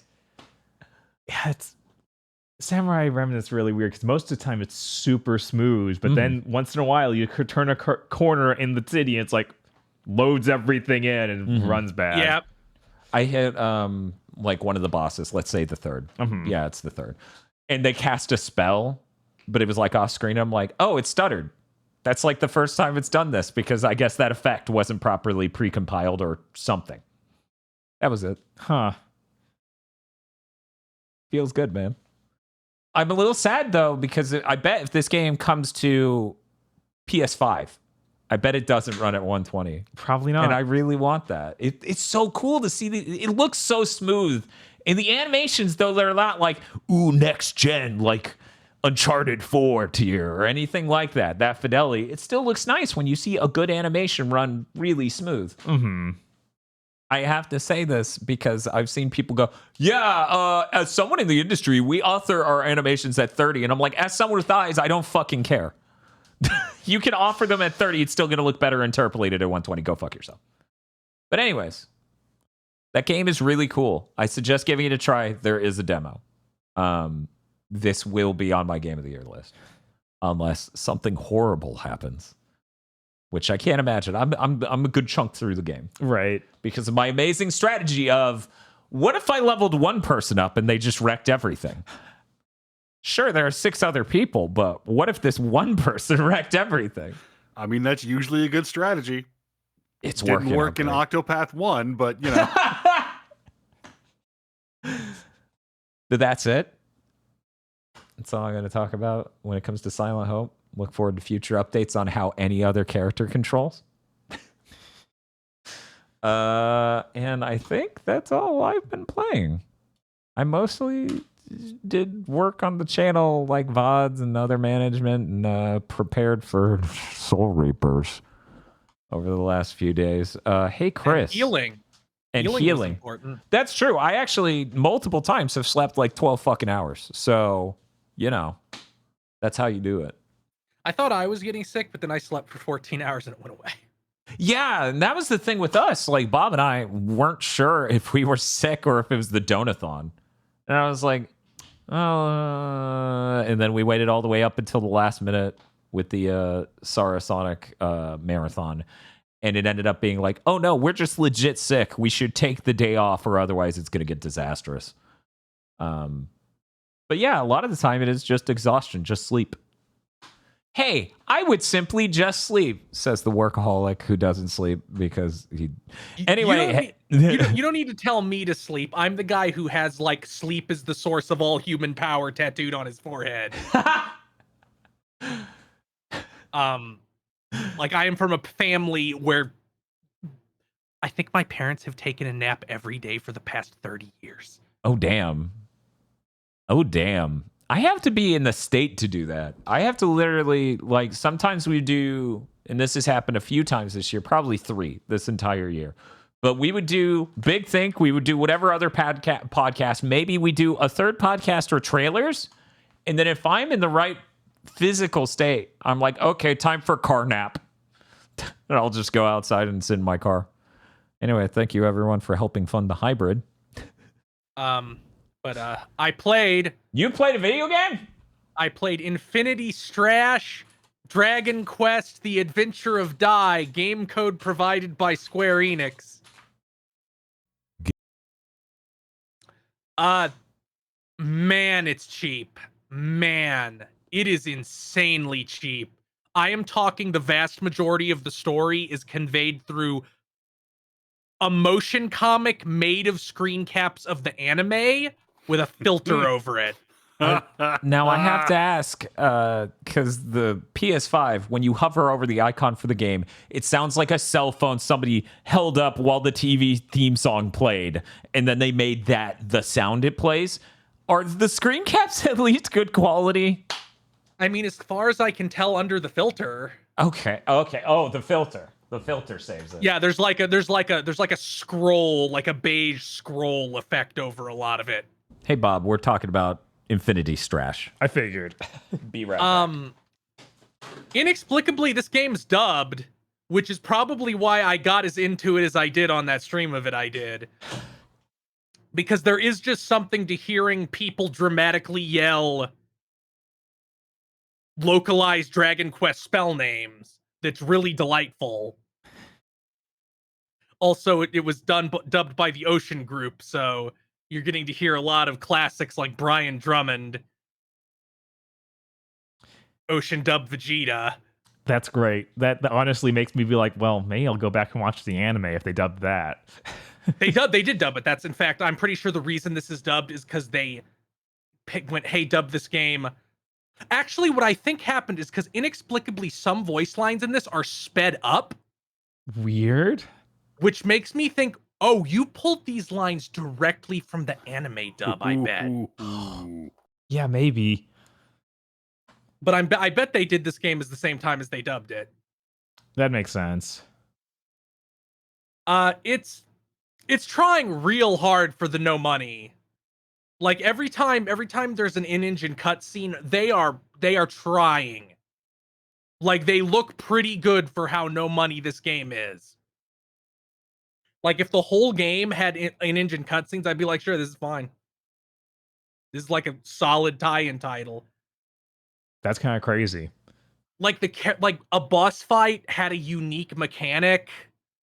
The characters obviously have like, they feel more different than Musou characters even. Like not much, but a little bit different. Like Dai has his shonen protagonist mysterious power that builds as a gauge and turns into in you Devil Trigger. That's his special move, is he can Devil Trigger. But then you have Pop, the mage, and his thing is he stops and meditates, and that makes all his spell cooldowns go down real fast. Okay. And then I only played up until the point you get 3 characters. I did not get far enough to play as Hyunkel yet, who I think is very cool and is my favorite Dai character. But then you play as Ma'am, the healer character, and she has a spell gun. So her unique thing is reloading the gun. And it takes a little animation and it reloads. So she doesn't have a cooldown. You have to hit the reload button on her spells, except for her big heal spell, which does have a cooldown. And the boss fight is like, well, Dai can cast magic, but he's not very good at it. And Pop can't cast thunder magic, but he can cast a spell to make thunder clouds. So the boss fight gimmick is Pop will be off in the background casting this spell, and things will appear on the ground. And inside those, Dai can cast a thunder spell on the boss that does a bunch of damage and completely depletes their break gauge, so they fall down and take more damage. I think I've actually seen this fight in the anime. I was gonna say I can imagine this fight in the anime. And it's a testament to how good the Adventure of Dai is that people in the chat were like, man, I should go watch this anime. It looks like it's probably pretty good when it's not the cheapest video game ever made. But yeah, I can't recommend anybody buying it. If it was had a little bit more money, I could recommend people buying it when it was like 20. How much is it? It's 60. It's a full price game. Yeah, whoa. Yeah, that's why I was so surprised by how cheap it immediately came off as, even at the OS level. Right. I feel like I don't have to say anything because we haven't played it, so we also have a code. We haven't had time to get around to checking it out. Right. Somebody in the GigaBoots fan Discord was talking about how I think this game, Infinity Strash, outsold the new Ease. Because it came out at the same time in Japan. Oh, weird. I mean, Dragon Quest is big, and Dai is huge. Right. It is difficult. Like, it's so weird because it is a non-entity in the West, but the Adventure of Dai is one of the biggest Shonen Jump series in history. Like, it's massive. If you read or watch it, you will see that's a character from a PS1 RPG. So's that, so's that, so's that, so's that. They've just been stealing this fucking series as homework for like 20 years. Good. So it wouldn't surprise me, but also a lot of people, there's weird circumstances with East 10 sales. I think I don't think it includes the PS4 version sales at all. And there's digital sales not being counted, but whatever, not important. Yeah, that was Infinity Strash. I don't recommend you play it, but it was better than I thought it was. Game code provided by Square Enix. Game. If it wasn't dubbed, there would be no joy to it at all. Like, it really is carried by hearing these dub voice actors really try and sell, yelling, "This is the end, Kafriz!" or hearing Dai's voice actor put their whole fucking chest into yelling, "Zapple!" He's very excited. That's his favorite flavor. They have it in stock, right? I also played Cultic Interlude. Cultic was a game I enjoyed very much. If you don't know what Cultic is a first-person indie shooter made by one guy. You can get it on Steam. I do not think it is on consoles yet. It was my number 2 game of the year last year. So it was my set number 2 on that list. If you don't know what it is, it's kind of like, imagine if you fused a build engine shooter with Resident Evil 4. Yeah. You're fighting cultists. Headshots are really strong. You've got like a very similar suite of weapons to Resident Evil 4, down to your pistol even looking like the Red 9. And this interlude was to show what happens between episode 1 and episode 2, because the game's already only episode 1. Episode 2 will be released as a thing you buy separately later. And when asked, he was like, "I didn't want to be on the hook for it in case I get hit by a car or something." You never know what's going to happen. So I'm like, this is a complete product. Buy it. Right. So at the end of Cultic episode 1, spoilers for this story that doesn't matter because it's a first-person shooter. You get sucked into a demonic portal, and apparently you just get spit back out in the real world again. Oh. This interlude, you are not playing as the main character of Cultic. You are playing as a cop, because seemingly the main character of Cultic's dead, and his body gets picked up and put in the morgue, and then the cultists attack the morgue to get the body. So you're a cop in that police station when that happens. It has some new weapons. It is the peak of that late 90s build engine shooter where it's like, this level's just a place. Yeah. Like it's a police station turned into a level, and it's a really fucking good level too. What's your design aesthetic with this? What level design are you looking to build into this? I made a morgue. Well, good job. I like it. Yeah, look at it. It reminded me a lot of Resident Evil 2 because you go through the whole police station. It has multiple floors. There's a parking garage. You get some cool weapons. There's a semi-auto shotgun. There's also some other weapon I didn't manage to find because it was well hidden. But I know it's there because I got ammo for it. God. It's not very long. It's like 20 minutes long. It's just a little taste, a free taste of the stuff that'll be in the next episode. Yeah. But yeah, it ends with your player character dying, and then the empty morgue drawer where the main character of Cultic was. I'm really happy that the episode 2 is just going to be in normal world again, because part of what I liked so much about Cultic was that build engine. It's like a real place, but a shooter level. Right. Yeah. So I'm glad it's not like, oh, it's like Zen in Half-Life. I'm like, no, that sucks. If there's one thing I know about Zen in Half-Life, that it sucks.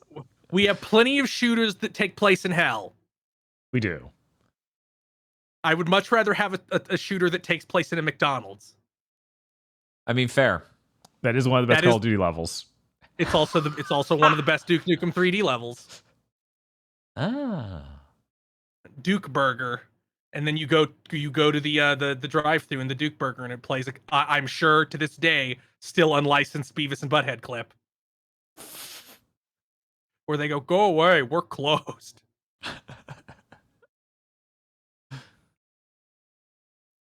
Other than that, I played some more Trails into Reverie. I don't have anything to talk about.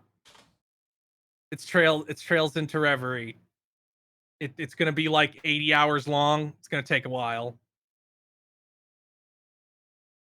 Is that it? It's still good. No, I played the Sonic Frontiers Update 3, the new update where you get to play as Tails and Knuckles and Amy. So the way this is structured is you boot into the game. Mm-hmm. On the last island, there is a portal that starts this update, and it is basically a redo of the ending of Sonic Frontiers. Weird. So Sonic travels back in time into Sonic's mind. No, I also immediately thought of like that Kingdom Hearts 3 DLC, but it actually just seems to be an alternate ending and not time travel. Basically what happens is Sonic goes, okay, all my friends sacrificed their weird cyber forms to cure me of the corruption, but I don't like that, so I'm going to retake the corruption to bring them back, and then we'll solve this problem a different way. So it has... The main component is you play as Tails, Knuckles, and Amy doing the open world Sonic Frontier shit. Like, they have their own platforming challenges for their own skill sets. Oh, okay, cool. They also have their own stats and their own skill trees. And I kind of wish they just didn't have those and just started you with all the shit, because you have to buy the Psy loop again with each of them. And I'm like, guys, you need that to do things, right? But it's fine because they added a bunch of little, not Koroks, but the Sonic Frontiers version of the Koroks, the Cocos, I think they're called. I think that's right. They added a bunch of these. They added color-coded Cocos that just give you a shitload of experience if you talk to them.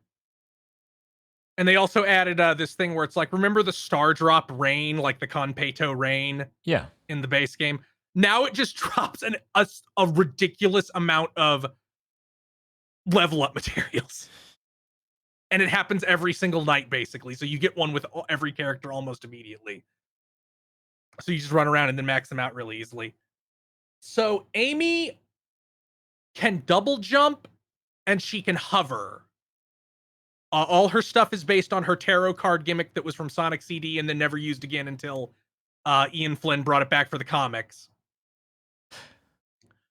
Knuckles has his glide that feels real fucking bad. They should have given that another pass. But this DLC feels a little bit undercooked in a lot of ways. Like, your turning radius is like a big rig truck's.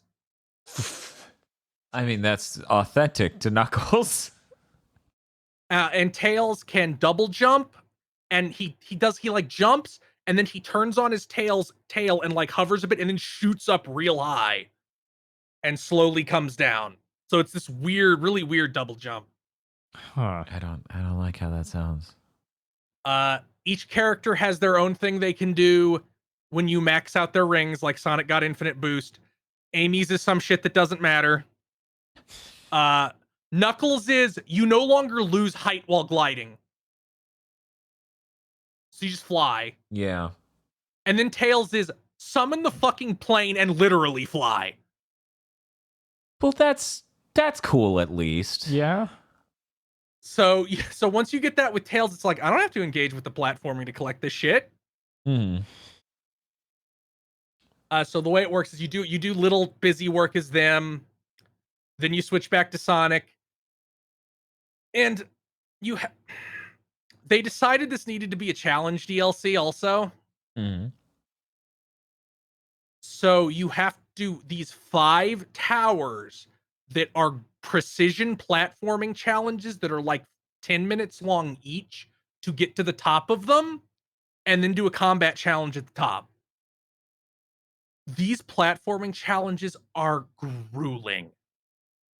I only did 2 before I just said, I'm switching to easy.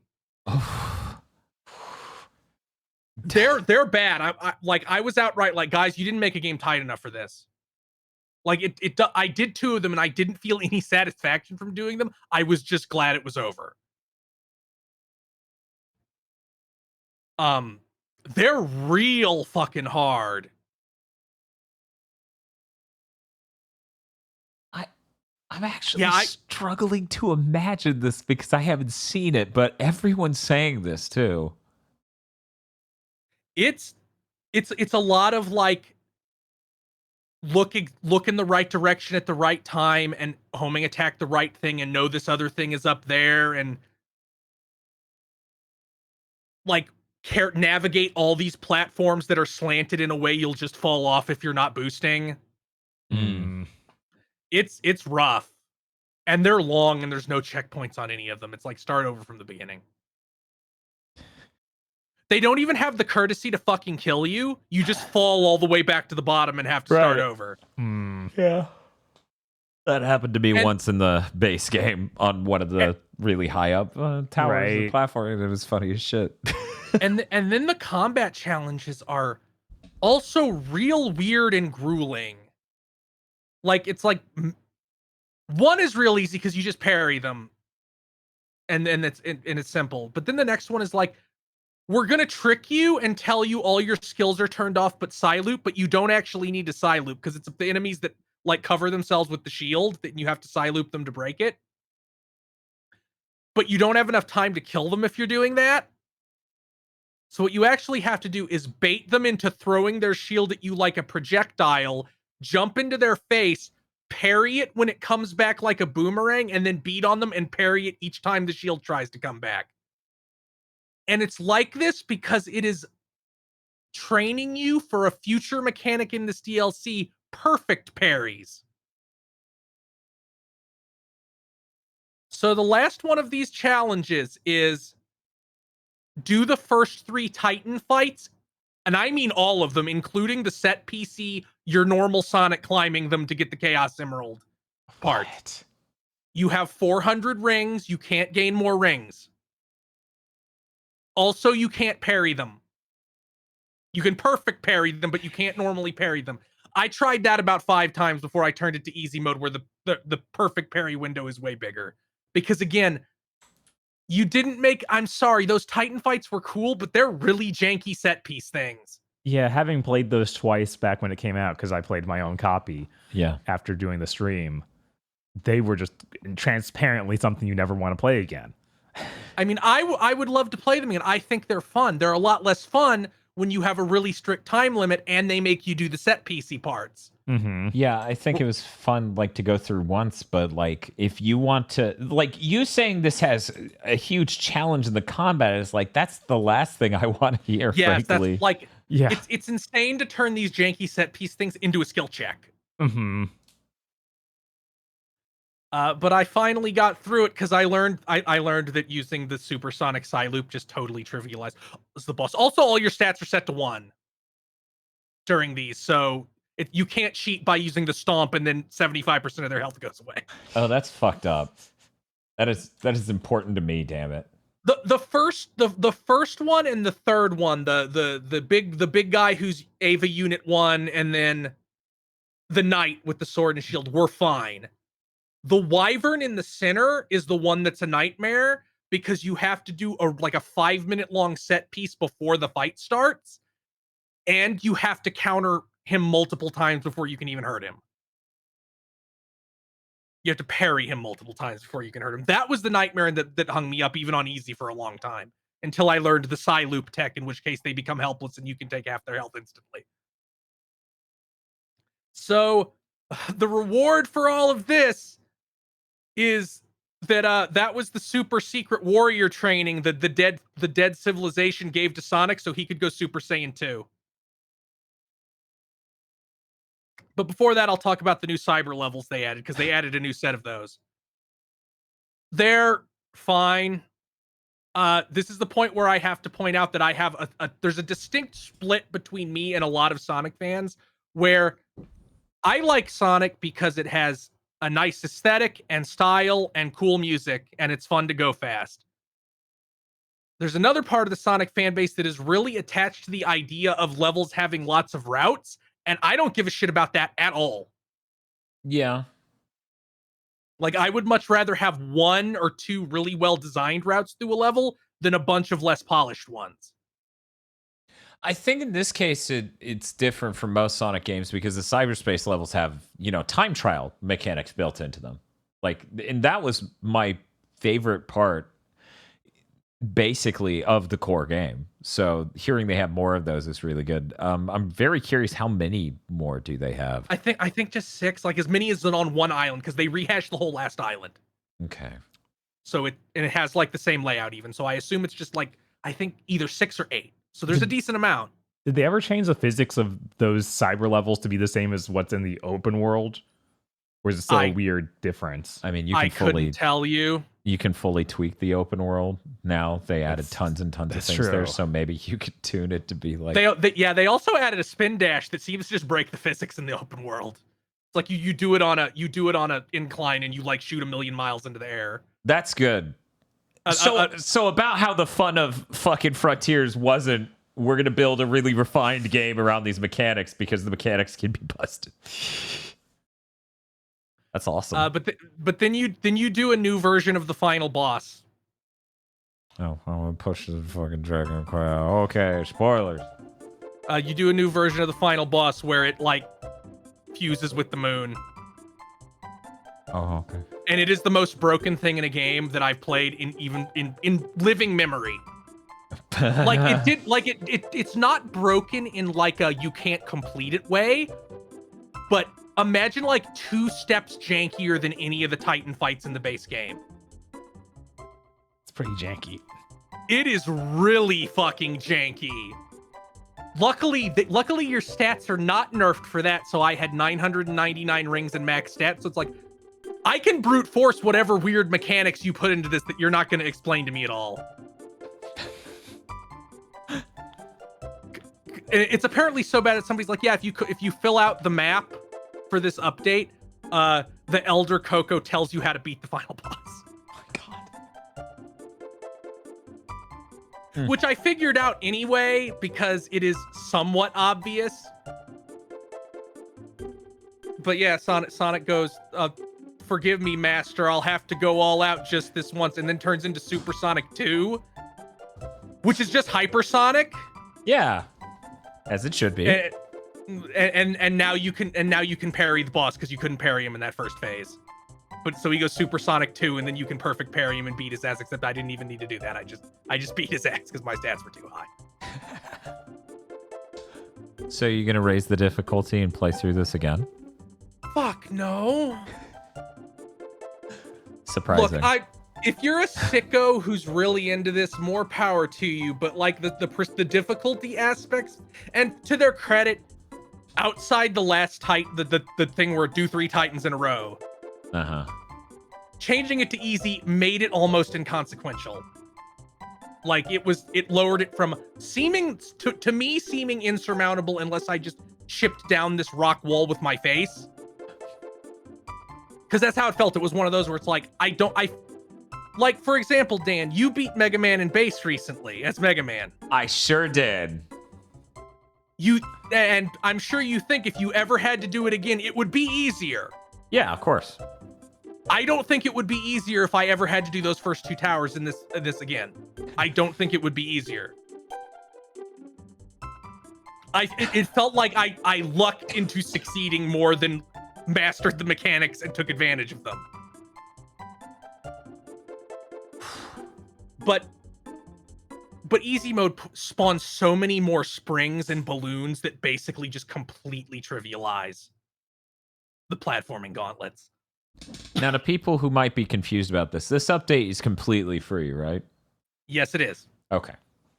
Just wanted to get that clear, because when people hear DLC, they think pay for.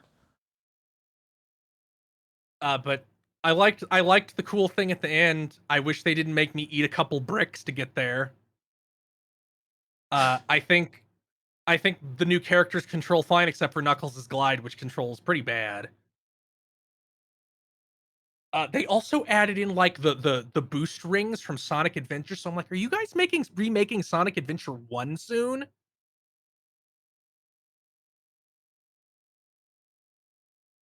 They all have characters playable, so my hope is that they're just going to make Sonic Adventures 3 finally.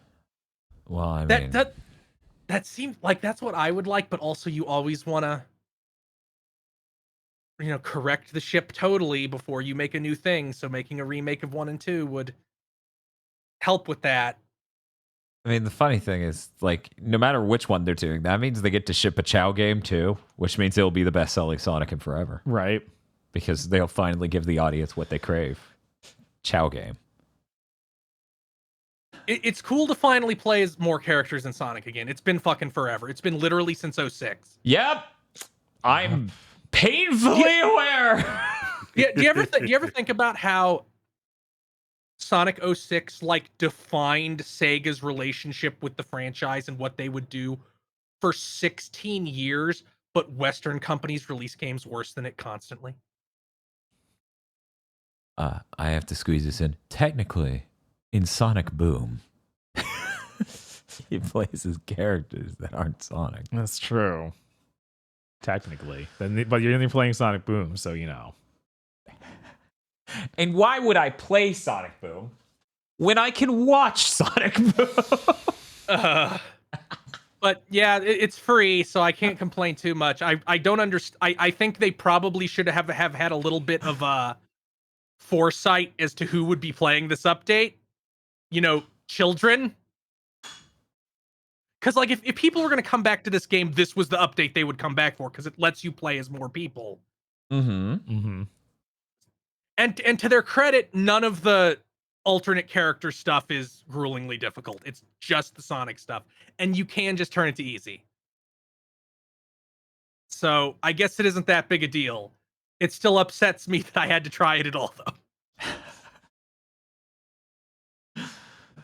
It really upset me the run before I gave up and turned it to easy on the 3rd tower when I did something right and then clipped through the platform. Yeah. So about the bros, you didn't make a good solid enough game for this. Mm-hmm. That's rough. There are 2 things that show all the cracks in your game's mechanics better than anything else. One is boss fights, and that's a pretty low one. Like, you have to be a pretty shoddy game to not be able to support boss fights. Hello, all of 7th gen. Right, I was like, we had a whole gen of that. And then there's really high difficulty makes every single issue with your game, like, glaringly obvious. Mm-hmm. Which, it's just...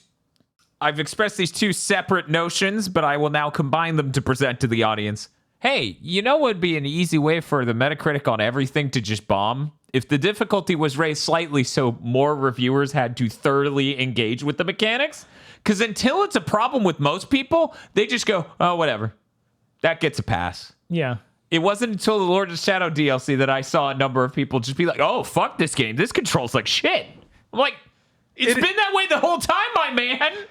Yeah, people will eat flavorless gruel as long as it goes down smooth. There may be an entire restaurant industry in the United States about this. It may be the basis for all mass media entertainment from the past 20 years. The Ahsoka show's great. I wouldn't know, and I never will. They painted a guy blue. Well, I mean, yeah, it's Star Wars. It's Star Wars. They better have. They couldn't hire a blue man. Those don't exist. Yeah, that's about it. It's fine. If you're a sicko who likes high difficulty, you'll probably like it. If you're not a sicko who likes that, turn it to easy and focus on collecting Skittles as these other characters, and then the really cool but unbelievably broken boss fight at the end. Did you play anything else, Chris? No, I played Super Cream 64 one additional time. Play Super Cream 64 if you haven't. It's immaculate. It is. Do it. I'm going to say something that I'm going to say this intentionally to upset people. It's the greatest kind of thing where you know, but you'll still get mad. Super Cream 64 is the best Sonic game because it has the style and music of a Sonic game, but the gameplay of a Mario game. He's not wrong. I love that fucking mod. We just played it through, and I'm like, I need to do it again. Right? Yeah, you playing it through is why I played it through again. So the disease gets passed back and forth. I'm like, I bet I can get this down to 1 star a minute. Aggro. Yes, sir. What have you been playing? Funny story. I wanted to start off with a thing I was gonna play until I looked up any reviews for it. Project Wingman, was it Frontline 59? Yep. Yeah. Yep. I know where this is going. Apparently is not only not the whole game, it's the whole game, but there are only 6 new missions you can play on PSVR 2. Apparently a lot of people, when they boot it in VR, it just doesn't work. It just black screens, and like you can hear the sound effects, but they can't see shit. Oh. Yup. Yeah, for anyone who doesn't know, Project Wingman is an Ace Combat like that is totally in VR on PC.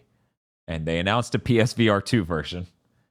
And the whole game's playable on PlayStation 5, but only 6 fucking missions are playable in VR. A thing they didn't really express at the front of any of their marketing. So a number of people bought it and went, what the fuck? How does that even get released? Like, how does PlayStation approve that? Hey, that's content. It's a game. It plays sometimes. I guess. There's something on the menu, I think, to change it into the VR mode. So I think the game expects you to boot it normally and then hit a button, which is not how that should work. Yeah, so then I sat down and played a bunch more Moss to make myself feel better. Ah, hell yeah. That game is so good. I can't wait to start playing 2. Yeah, I was going to ask, you're still on book 1? Yeah, I've been playing it in fits and spurts, and like I found a secret door that led to the series of challenge dungeons that got me cool new equipment where I've got a rapier where I can poke with it and then hold the button, and Quill will hold it up, and I reach my ghost hand over and imbue the sword with power, and then she can shoot with it. Huh. Oh, that's awesome. That is really neat. Yeah, like the combat stepped up in this game where I'm like, okay, now I'm fighting 3 different types of enemies. There's 5 of them on screen. I can grab one of them, and I'm moving Quill with the left stick and jumping and swinging with the buttons on the right controller. And I'm using both the triggers to grab, and I'm using the right stick to aim the shot of the shooty type enemy that I'm grabbing with either hand. And sometimes Quill's on the left side of the screen, but I'm leaned over to the right to grab an enemy way over here. It kind of splits your brain in half there for a minute. Awesome. It's the kind of game where you play like, wow, they did it right the first time. Why haven't we made more things that are like this? This is amazing. I don't know. No idea. I was talking to Bob off content, I'm pretty sure, about how funny it's going to be next year. And it's like, Dan, you had 7, 8 VR games on your Game of the Year list, and this year you don't. Does that mean VR has fallen? It's like, that means the PlayStation VR 2 got to launch with 3 to 4 or more years worth of VR content Right. on year 1. Oh, man. I really need to play Moss. Yeah, it's super good. That was, I mean, I happened to completely ignorantly boot up Pistol Whip today for the first time in forever. Oh, really? And after I booted it up, it was like, hey, the game needs to update real quick. And I didn't see any of the new shit. I didn't notice it was there. You didn't notice it. For anyone who doesn't know, this was going to come up in news, but the what is it? Elixir of Madness update is out for Pistol Whip, which is a spooky Halloween themed thing with new weapons such as a skull on a stick you beat things to death with. Huh. And actually, I did see the new weapons and went, there's no way these were here and I didn't see them, right? I need to ask Dan about this later. Because if I could have been playing this whole game with like a push dagger or like a frying pan, that would have been really good. It's just like, why is it like this? Well, in one scene in John Wick 2. And I'm like, okay. Yes, a pencil is one of the melee weapons they added to the game. Oh my God. It's, that update looks sick. I'm very excited to play that because, now, of course, the enemies and the levels are Halloween themed. So you're getting spectral skulls flying at you, cackling, and all sorts of dancing skeletons. Oh, that's really good. Spirals of madness, all sorts of stuff. It looks good. It looks like possibly the best update yet. Yeah, they added a bunch of new guns, some new revolvers, a bunch of new boomsticks and auto fire weapons, and some of them are like, I don't even know what the fuck this is. I think I'm old now. It has one of the weapons they showed had a little bit of that Shadows of the Damned energy. You know, the gun where it's like named Boner or something. Oh, yeah. Oh God, yeah, that one like runs out of ammo and a little face pops out of the back. It's like, man. It's pretty good. Also, in this announcement, this launch trailer for the Elixir of Madness or whatever, they literally say this is the 13th free update for Pistol Whip. And I'm like, what a fucking based game. Yeah, it just keeps getting better. Hell yeah. Excuse me. Did you play anything else? Nothing to speak of. I guess that means we gotta talk about the Podlords. Ah. Oh, fuck. The Podlords. Oh, fuck. The Podlords?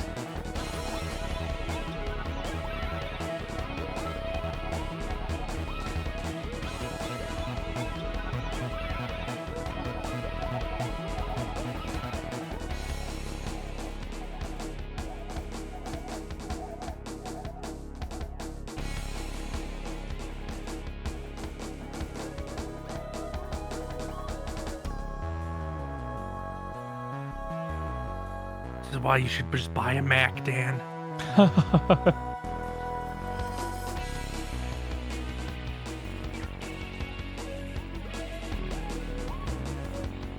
Yes, that's right. The Podlords. You know them, you love them. Well, BN12. E. Lee Broyles. Bountiful blessings to you all. and also with you. Red And Blaze also to 27. Suzushiro. Bountiful curses to you all. Oh no! 101 Shades of Wonderful Remastered. WTF, Spider-Man. Mr. I Like Spam. Congratulations on 13 years of GigaBoots and hopefully as many more to come. DFW 3K. Man, 15 rounds to end like this. Get fucked. Dog. Yo. He's a cute doggy. Kristen. Unfashionably late Juice of Frost. Kyle Bjork. The brothers of the crossed bill give you their support and love. Appreciate it.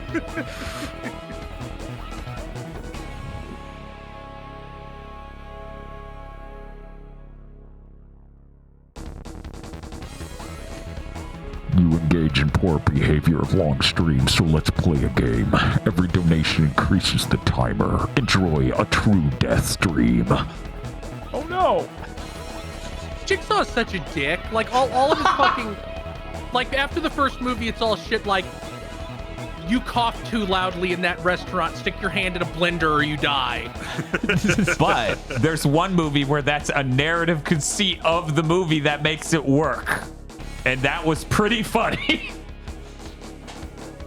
Fucking dipshit. Cooper Tank. You wouldn't recognize a goddamn bount if it jumped up and bit you on the end of your fucking dick. Holy shit!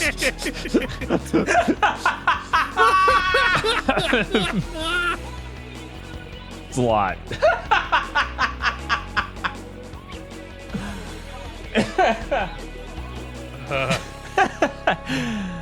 Ochi, when he can't trade in his pup drive for a new iPhone, he's been stuck with the iPhone 5 for many years. Indigo Sykes. Colin P. Blep. Evil Lucario. A raccoon going on a trip. Hey. Good for him. All buckled up. Shinji16 heard Bob say on stream he wanted a remake of Hexen, My Brother in Christ. A medieval is right there. Not enough Switch hunting. All that remained were the scraps of a lifeless husk. His soul had long since departed for that endless stream. The Superman. You cannot grasp the true form of Karya's plan. Sarlene. Timothy Pfister wishes a happy The Witches Legend serial murders to all who celebrate. Please read Umineko. No! Seems like damage. Bearded Like hockey Jones. training. Pleochrome. Krunglespum. Square Enix presents Chris Wolfhard. God. It's blue, not purple. When I burn around, burn, burn, burn to the ground, burn to the ground, but burn to the ground.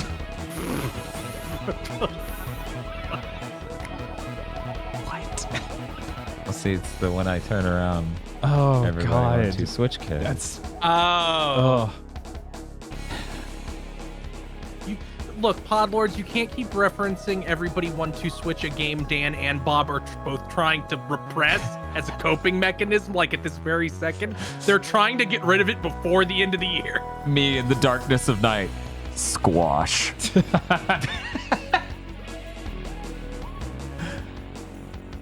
Didn't think the pronunciation of his name would spark a culture war, but yet, here we are.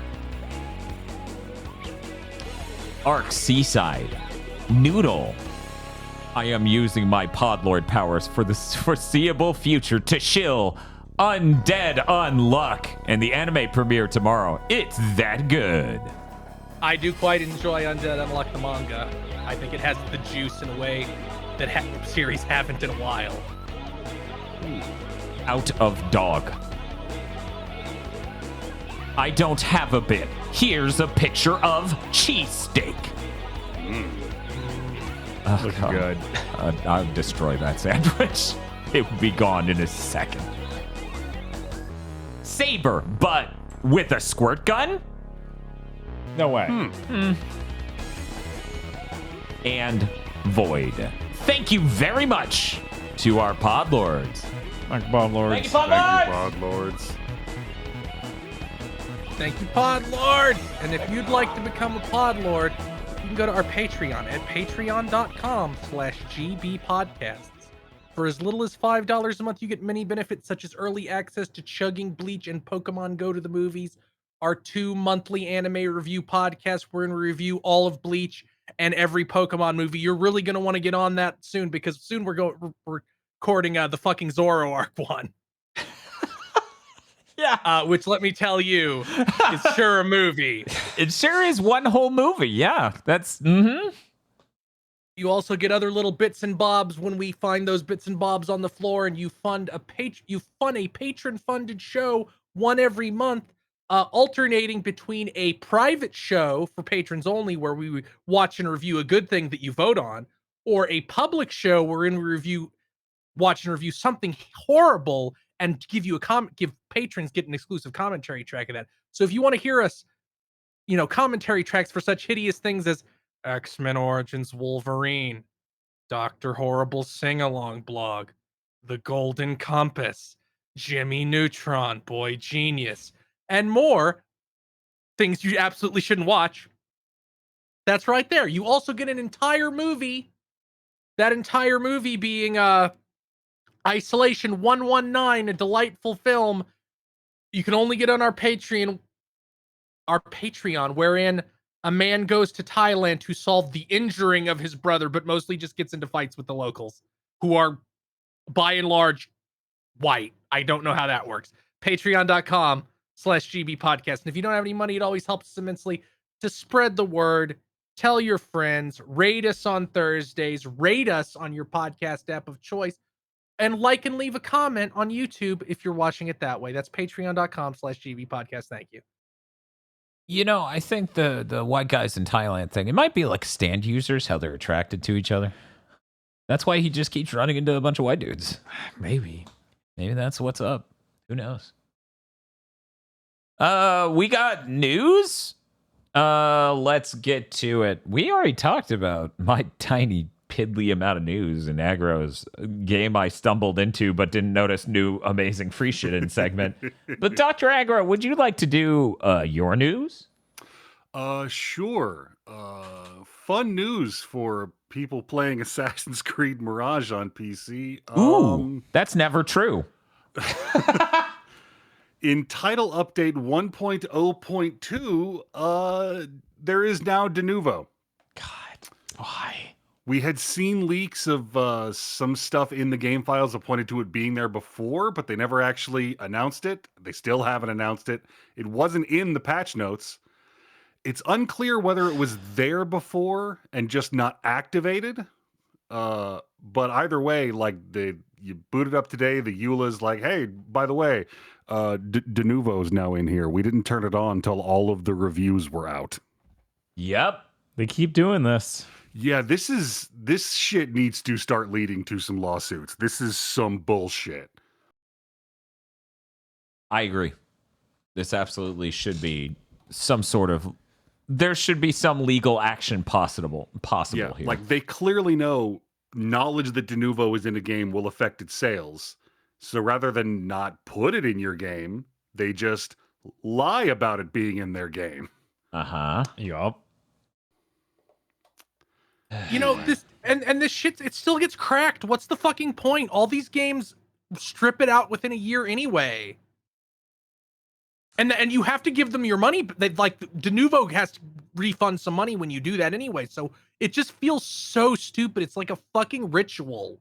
Also, I see, Digital Foundry's been doing a lot to specifically bring up that de novo doesn't harm performance as much as people might think it does on PC. But hey, PC gaming's complicated. Oh, as much? As much. So still some. Right? I don't need you to complicate the fucking nightmare pyramid stack of cards that is PC gaming right now, even one iota. Right. It's complicated enough.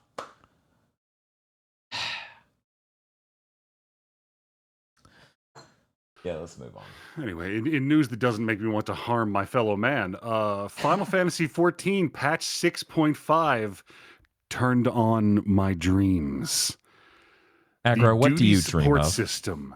The duty support system is now supported by every dungeon from the first one all the way through Endwalker. You can now play Final Fantasy XIV and never have to involve yourself with what? No, there's still 8-person things you have to do sometimes that you cannot do with NPCs. No, but you can do the whole story. No, those right? are put in the story. That is Aggro counter to everything I've read on their official site. They said you can do the whole story with the duty support system. You can do everything that supports the duty support system. Well, let me go back to the thing because they said it was the entire story. Unless I misunderstanding like how it worked, how they were said it was going to work, and they have changed it since. It's only for dungeons. There's things that are one boss called a trial that you still have to do with other people. Yeah, that's what I'm seeing from chat too. Right, yeah, all the summon fights. Yeah, those are part of the story though. You have to do them. Oh. The dream was close. I'm A sorry. dream. Yeah, I don't know why they just lied like that, especially since you're still going to have to do one of the 24-person things to get out of the original story anyway. Because they call back to it later and they're like, well, I guess we better make it mandatory. That's rough, But hey, Aggro. I'm sorry. But hey, if you can tolerate not speaking to them and being carried over the course of 3 minutes, because everybody is so outgeared for these things, they just turn them into mulch. If you can tolerate that like 8 times, you can get through the story now. Hey, Bob. Hey. What's up? I hear you have some news. Oh, yes. It's true. Apparently, CG Projekt Red is working on a live-action Cyberpunk 2077 project with anonymous content who funded True Detective and The Revenant, the film. So that's being worked on. We don't know what it is. We don't know if it's a TV series or a movie or what. But more info to come. It could even be a game conference, like Cirque du Soleil style. No, I don't think it could be that. I think that's live action content. Does that not count as a live action project? I don't think so. Oh.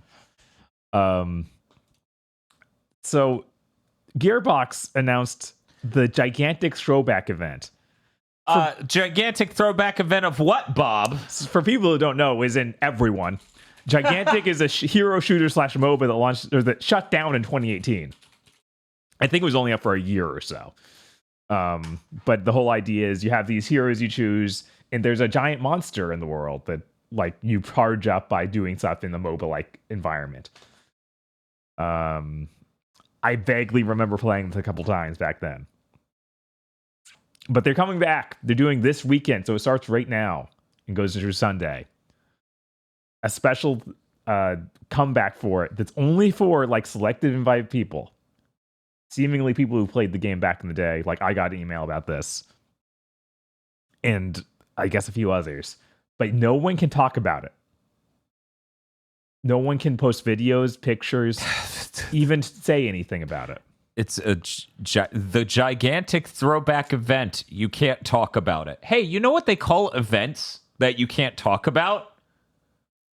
Horrible nightmares. Don't go to them because there's Cult shit meetings. happening that you're right. That's a cult meeting. Yeah, like you're gonna go to the gigantic throwback event and everybody's gonna be in a white hood. Like, like you've cast fucking suspicion on yourself immediately. See, look, Randy just wants to speak from his heart. I really hope that the live service game collapsing does not create this weird rash of service game necromancy where they're like, well, we can't afford to make a new one and it'll probably fail. Let's try reviving an old one. This is also weird because they announced in this email they sent out, they're updating this game. Like they added a new game mode.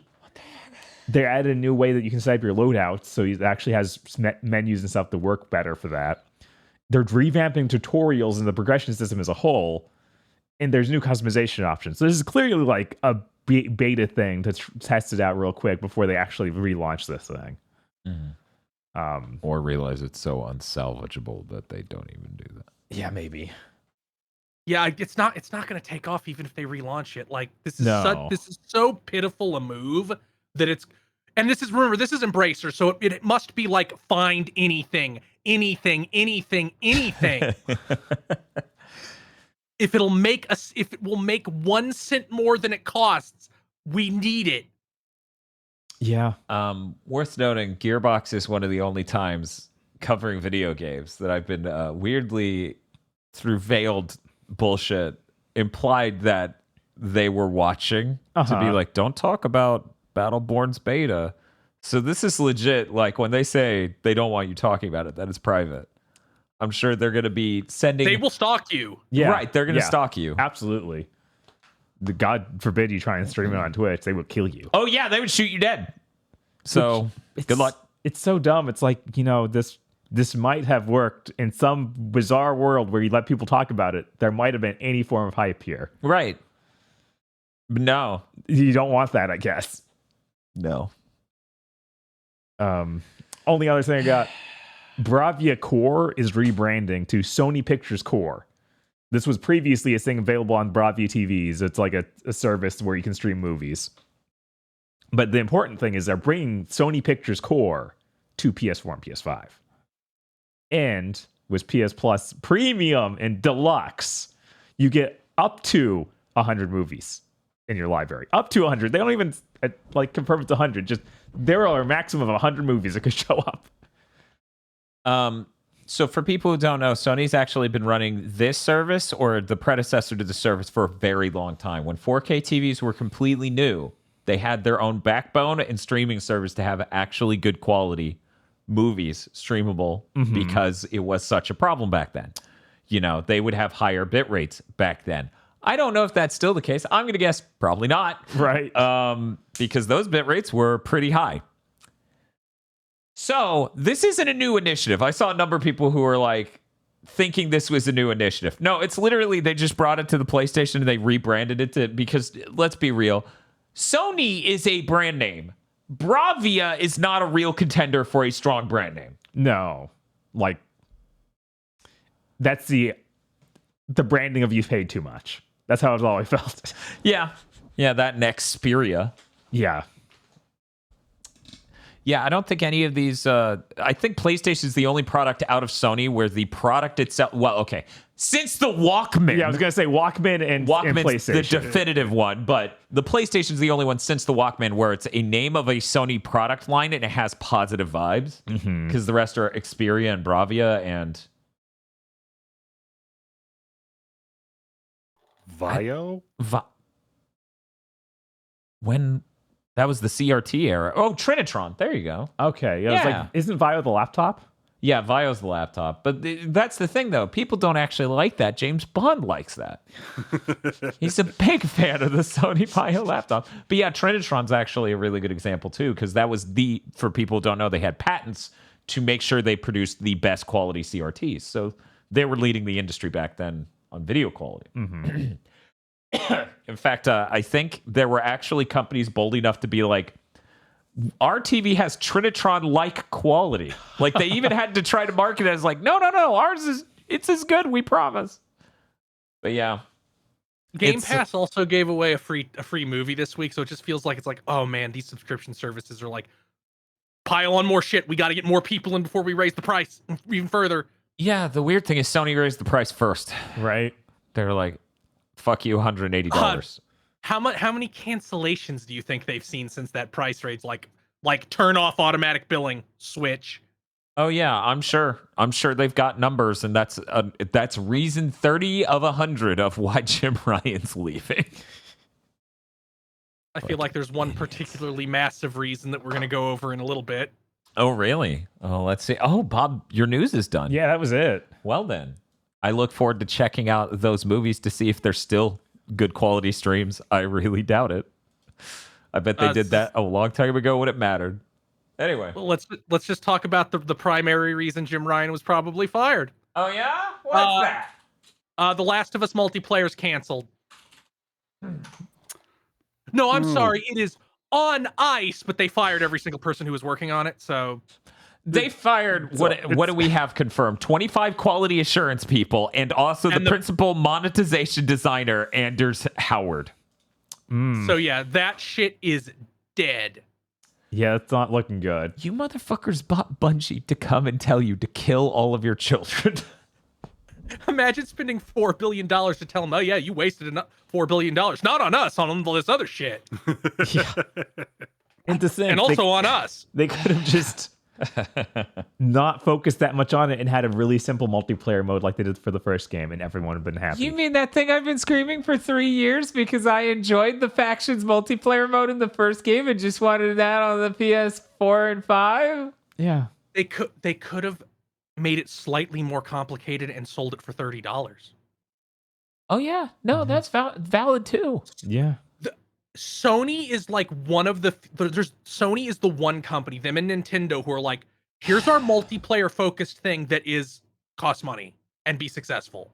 Yeah, I feel like almost nobody else can manage that outside fighting games. If they actually put their fucking back into it, but it's obvious every time they even feigned like they were going to do that, they immediately pulled support. Like Destruction All Stars was supposed to cost money, and then right before they're like, actually no, this is shit. Actually, they did charge for it, didn't they? It was free on PlayStation Plus the first month it was out. Right, and then they let you buy it. So if you had a PS5 then and PlayStation But then I think you had to buy all the characters' stories or something. It was weird. Yeah. It was a monetization scheme that made no sense. What a fucking Crash Team Rebel's gonna do great. Yeah, that is insane. That is insane that they bought Bungie to tell them their live service games are all fucked, and then they canceled them. So now they spent 2 to 3 years spinning their wheels on nothing. Is that fucking... we brought it up last week, obviously, but did we even... we haven't seen anything from Ham Sandwich Space Shuttle game. No. Which I will never be able to remember. Concord. Remember, we haven't actually seen Concord. We haven't actually seen Fair Games. The trailer implied a game, like you can make clear predictions on what kind of game it's supposed to be from that trailer, but it did not have gameplay footage. Mm-hmm. Then that Concrete Genie thing, which was almost certainly one of these, got canceled and the studio shut down. In a best case scenario, it was not one of these, and they're still trying to make the people who make Concrete Genie become a big studio. Hey, Dan, you don't know that for sure. Yes, I do. They just finished doing that to Housemarque. Did you hear? No. Housemarque literally became a giant studio. They're moving to a new headquarters. They're hyping them up as like the technological front line of European game development is what they're aiming for Housemarque to become. Man, Jim Ryan really had one fucking idea. Make everything fit in the square hole. God. In my experience, the absolute worst corporate leaders are the ones who are really strongly attached to a brand identity they invented. Mm-hmm. Like in their head. I think that kind of applies to Reggie, and I think it really applies to Phil Spencer. And I guess it applies to Jim Ryan too. It sucks. It sucks so bad that they did this. So now I have to worry about like what's going to happen to Housemarque past shipping even one game. Right. God, I hope they can actually ship the next game. Hope they're not working on something live service like. I feel like there's... No, it's very possible. I'm sorry to have to like hit that button, but it's absolutely possible that they could have gotten roped into that right after Returnal shipped. It's so weird to think that though, because they also moved to this much larger studio only really recently, like this month. Well, yeah, now it's going to start full production, or was. They move in there and then they fire everyone, and it's like, oh, that's great. You're literally living up to the worst interpretation of how much you suck, Sony. Yeah. Man, and this is like the Last of Us stuff is like, you wasted Naughty Dog's time. Mm-hmm. Come on. That studio was already in shambles after shipping Last of Us 2. It's burning down. Like, I think people have forgotten how dire the development of Last of Us 2 goes. Nobody in the gaming industry wants to work for Naughty Dog anymore. They had to start hiring VFX artists and train them to make video game assets for fucking The Last of Us 2 because nobody wanted to work for them. The culture was so bad. The crunch culture and the fucking everything. Yeah, we don't generally cover rumors that I have no idea if they're legit, but I figured since the timing of this rumor is so close to this event and people are probably curious what's going on over there. Did you see the 4chan leak of what's going on? No. So one of them is that a Mass Effect 2 like third-person shooter RPG is what they're working on.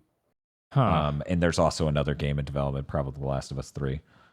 But yeah, this multiplayer thing being canceled clearly just good for the studio because they needed it to be the forever game and nobody fucking wanted that. Right, like that's not something Naughty Dog can or should do. Like, right, that studio's not suited to that. That audience didn't want that necessarily.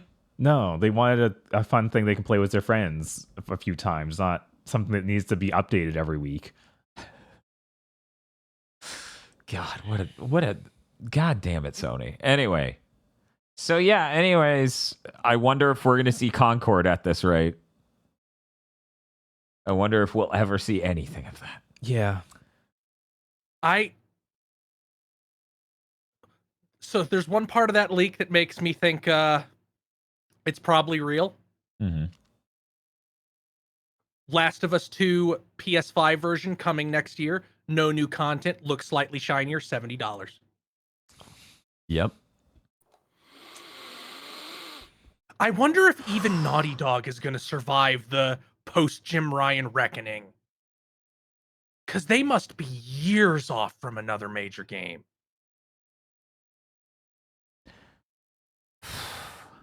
Yeah, Sony's first party is actually looking more at risk than I feel like it's ever. Right. It's like they're at risk of falling into Microsoft territory. You know, Microsoft 6 years ago, and will hopefully recover faster than Microsoft, which is never. I mean, they have a lot of money. They have a lot of studios they've worked with in the past. So I can see them leveraging that to get games out. There's still games they're working on with studios that they haven't even fucking announced, like that sci-fi horror Blob thing. Yeah, there's still leaked footage of some other sci-fi thing that I have no idea what it even is. Like, we just saw some dude looking at a giant sci-fi pillar. Yeah, I think that's the one I'm talking about. Oh, yeah? Because the leak name had something to do with Blob or Goo or something. Maybe I'm mistaken, but I think that's People Can Fly. Oh, okay. Yeah, that's who they're working with on that game. And then you have to wonder, like, what has Sony been doing? How far along is the Ghost of Tsushima? Right, like, we haven't seen anything from Sucker for so long. That that one Sony visual arts group is supposed to be making an Uncharted. That's so funny. We used to do cutscenes and support for all these games, and now we've just made a game that's cutscenes. We'll have to see what happens, but it's safe to say it won't be service games, considering the next thing I'm going to talk about. Oh, yeah? What's next? Overwatch League is canceled forever. It's dead. They said after this current season's done, it's going away, and we promise something will come back. We promise something. Yeah, something will Spirit return. Halloween.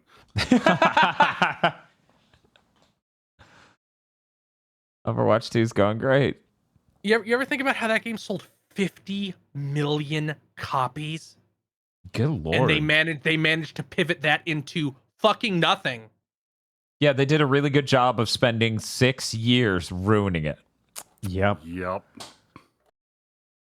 I mean, here's the thing. People might want to be like, Overwatch 1 was great. And I'm like, yeah, Overwatch 1 was really great. But by year 2, by the end of the second year, that's when, if you understand games, that's when you see what they're doing and go, oh, this is never going to change. You're literally never going to be able to fix this. Yeah. You're literally never making that story mode you're talking about. And then they announced Overwatch 2. And then we're like, that shit ain't happening. And then it didn't. Yeah, it's so hard. Like, nobody can have confidence in them ever again, since they just went like, yeah, that big project we gassed up for 3 years is never happening. That thing we launched and said was going to be in there after launch, we already knew it wasn't. Yeah. Unfucking More bad news. more. BioWare is being sued by several of the people they fired recently. Where they are, courts generally are of the opinion that severance should be 1 month of salary for each year of service plus benefits. BioWare's counteroffer to this was seemingly fucking nothing. Or something so low as to be nothing. To which a lot of those people went, I worked here for fucking 37 years. I'm suing you. Yeah. Good. Like, they fired people who had been there since Baldur's Gate 1. Wow. Like, literally 26, 27 years. It's like, you guys, they're gonna be shut down soon.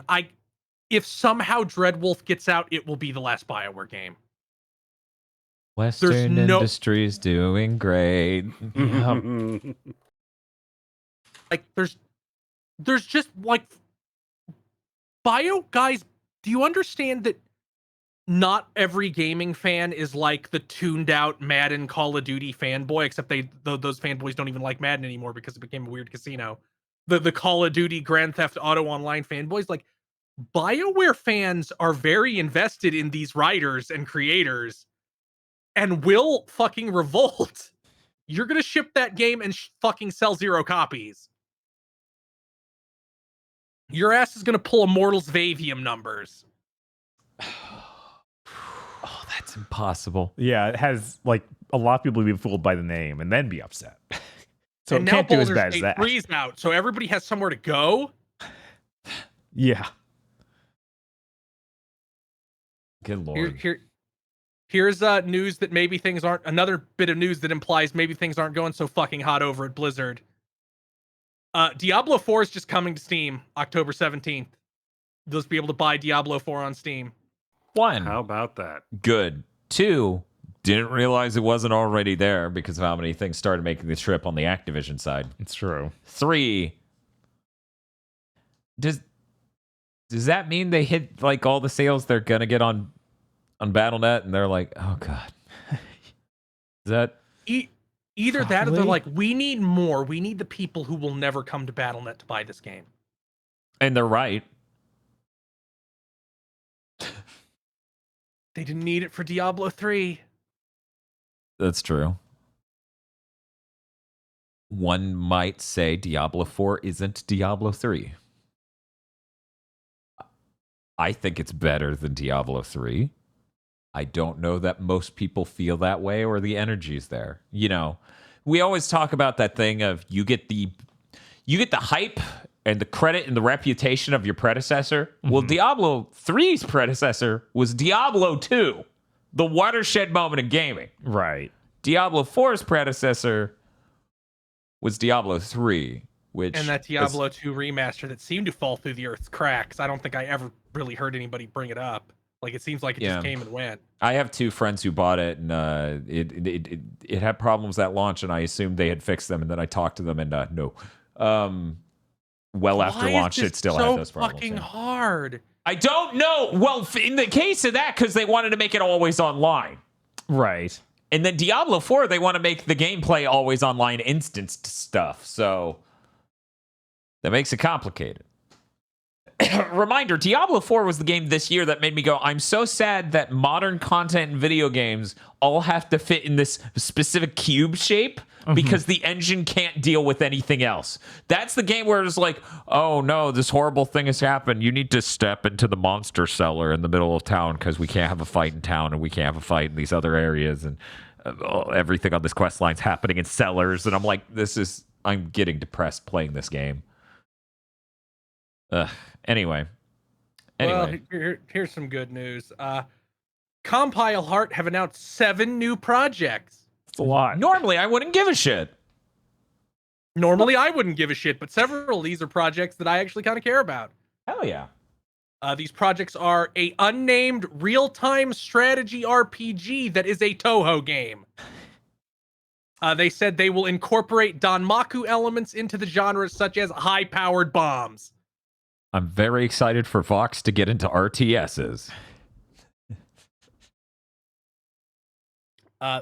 a game called Todokeru Takate Calamity Angels. It is a delivery-themed RPG with slapstick comedy. It will focus on character archetypes such as Moe and Airheads. That's a compile heart game. Yeah, it is. Good lord. And here's what I didn't fucking believe. Madou Monogatari 4. This is the dungeon crawler series that eventually spawned Puyo Puyo. Arl is from this. Holy shit. Yeah. Hell has frozen over. Unreal. This is a Sega collaboration, so it will have those characters. Yeah, because for people who don't know, the reason we haven't gotten any in forever is because Sega owned the characters as a part of purchasing Puyo Puyo from Compile. Oh. So that's why they stopped those. Those games are really cool. You should try them out. You get to fight Satan. I think there's one with a really good fan patch on Super Nintendo that I recommend. Yeah. I don't know which one that is, though. Yeah, no, they're really dope. They also announced a Death End Request spinoff. I don't know what that franchise is. Me neither. A Death End Request numbered title. I don't know what that franchise is. I still don't know. Yeah. And a mainline Neptunia title that they are implying will be the first one they're trying on. they're like, yeah, we've been really taking our time with this one. We spent a couple of years doing pre-production to make sure it'll be really good. It's gonna be the future of the series. And I'm like, will you finally stop using the same environments that you made 15 years ago? That really helped. At least, if these games weren't so grinding heavy, I would have beaten more than none of them. I have purchased many more than none of them. I have never beaten them, however, because there's a point like 15 hours in where they go grind. I'm like, but I just want to see the stupid characters and dialogue. Why do you want me to grind? And it's like, well, this is for freaks who need their games to be 120 hours long. Like, oh, can they just die instead? Can we find all those people and resolve them? And the last piece of news. So Cybershell, ancient Sonic Let's Player, back from the Something Awful days. He did a video 6 or 7 years ago, which I think was called something like, I play Sonic the Hedgehog 2, and every time I jump, I yell "Fuck you, Sega." And then a couple years later, he's like, I want Sega to talk to me, so here is my apology to Sega, where I play Sonic 3 and Knuckles and yell, "I'm sorry, Sega," every time I jump. Yeah, because he said he would take it back. He would apologize if they put out a definitive version of Sonic 3, because for the longest time it was on phones. Oh my god! And then they did that, and he's like, "Fine, I'll do it. I'm going to do as few jumps as possible in this playthrough, though." And that apparently worked, because he has now made officially sanctioned Sonic content, a 5-minute video explaining everything about Fang the Hunter, aka Snack the Weasel, aka Fang the Sniper. Incredible. This is real.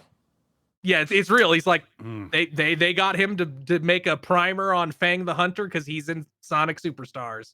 That's great. This is the funniest shit in the world. Put him in the game. Put him in the game. Just as like a sound bite somewhere. So it's been a long time since he was really tired and exhausted playing Sonic 3 as Knuckles and going on an unhinged rant about low-fat Ritz crackers because he was just talking into the void, and he starts heaving, laughing, and crying because he's like, that penguin's fake twice. It's not a real penguin, and it's not. I don't even remember the fucking thread of logic. I just remember him losing his mind over the phrase "double fake penguin" 18 years ago. Yeah, you guys need to understand. It's not just he was a Let's Player on something. He was one of the first Let's Players. Period. And his Let's Plays are like really edited in a way that's bizarre and you would not do now. Mm-hmm. Yeah, every single time a new enemy popped up, he would switch to the enemy info card, which had the cuntometer on how much of a pain in the ass they were to deal with. Yep. Important stats. If you have never watched those, I highly recommend you go watch those crusty, ancient ass Let's Plays of Sonic 1 through 3 and Knuckles. You might notice GigaBoots is actually a top build patron of Cybershell. Every once in a blue mood, he puts out a video. Yeah, the funny thing is I outlast so many people that I'm now like number 2, and I'm like, hell yeah! I was gonna say, even his modern stuff is pretty good. Oh yeah, no, it's good. Yeah, that man does good videos. I love his video about all the NPCs in Sonic Adventure 1, and I love his completely unrelated video about Operation Soda Steel, which he had to grieve over. It's like, should I switch to making soda-related videos? Because the algorithm picked it up and gave him like 800 times the views of anything else. Yeah. Yep. Yeah, he also does that podcast, Netlore, and he also did that video about that Final Fantasy VII playthrough that was completely unhinged of grinding to level 99 in the very first area. Yeah, no, Cybershell does good stuff. Now, if he did it, outside of very specific moon phases and planetary alignments, that'd be really cool. But who am I to pressure and rush him?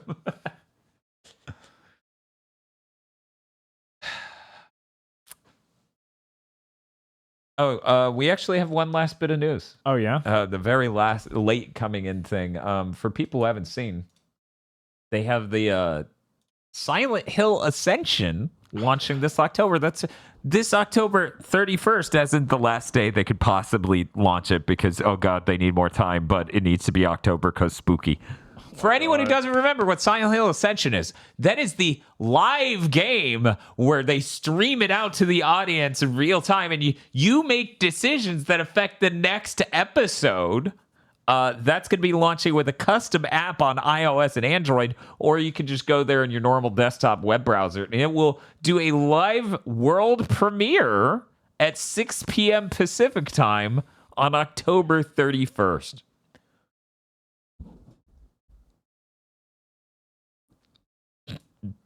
I'm so excited for this fucking dumpster fire. I thought we gave up trying to do this shit like 2 gens ago. but Abrams said he could do it, so we have to try again. Oh my God! Is why do J.J. people keep Abrams believing involved? him? I believe Bad Robot was involved at some point, yeah. Yeah. J.J. Abrams decapitated Star Wars. He should never be allowed near anything again. And yet, he shouldn't even be responsible for a child. If he has one, they should take them away. Look, his child gets to write a Spider-Man comic. That's literally, you go JJ's child, and that's the only thing I know. Oh, yeah. Huh. Now, that's a far cry from Gene Simmons, I think it was, kid making a comic that was just ripping off Bleach and retracing panels from it. Yes. Yeah. That and Hellsing. Yeah. You literally a GIF flipping between the comic and Kenpachi yelling. Yup. But yeah, so look forward to that. Silent Heads, the Hillion Million.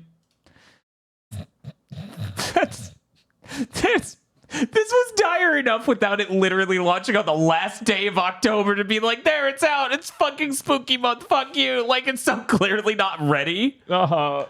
Oh, man. That's going to be way too funny. There's no way I'm not going to be there just to see it, because it's going to disappear into the ether forever afterward. Oh, yeah. There's no way this is surviving. Oh, man. But that's it for news.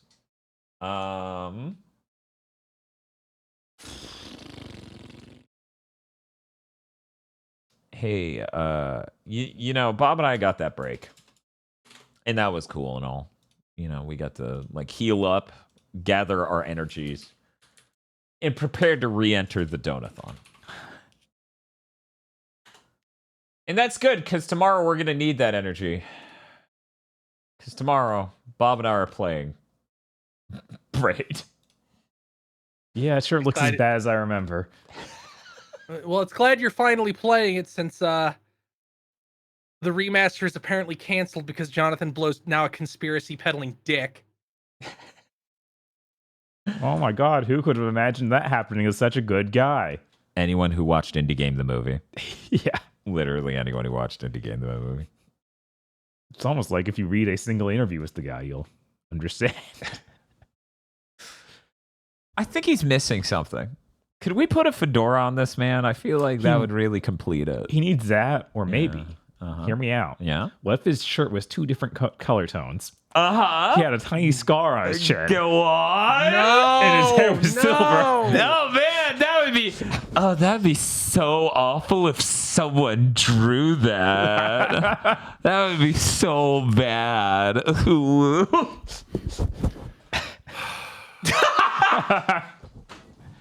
You know, the worst part for Aggro is that he doesn't have any real context for Jinkaria. Like, he's just a creature of legend to Aggro. Which is like it's worse because I don't have this show to pin him down into and tell myself he's not real. He's just a villain from this filler arc. He could be out there in the woods right now. This is like me, Dan, and Bob like saw this unbelievably crazy looking guy at a gas station and will never shut up about him ever. But Aggro wasn't there. Yeah, no, that is exactly right. He's just like, will you shut the fuck up? I get it. He licked the cashier. I worry that I will clap if we rewatch the Bound Arc. It's like, oh, he's here. Yeah, Can you believe it? I'm really worried that I'll actually really enjoy it the second time because I know it's going nowhere. Right? Yeah, that's also the fear I have. Oh, this is the part where Jinkaria wakes up drunk again in his car. What was I doing? Oh, right. Oh, fuck the mansion. We gotta go there to blow it up.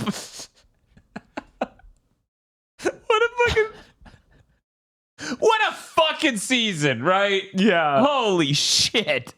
No other season gives us the Bount Mansion or the Bount Cave. Or the Bount plans. Collect them all. All I would have to do to assuage my fear that you guys just made up everything you've ever told me about the Bound Arc is to go back and listen to old episodes of Chugging Bleach, but I won't do it. You know, what was it? Chris was talking about some AI wouldn't generate art of Jinkaria, so we failed the internet. We haven't made Jinkaria a present enough threat, so that way AIs know who Jinkaria is. Yeah, when you Google Jinkaria, you get like the same 2 pictures all the time. And they're terrible. They are. Oh, I'm worried that with all the fan art that keeps getting produced as a direct result of our sin, that it's not going to learn who Jinkaria is. It's going to start associating certain physical characteristics with the word plan. Yeah,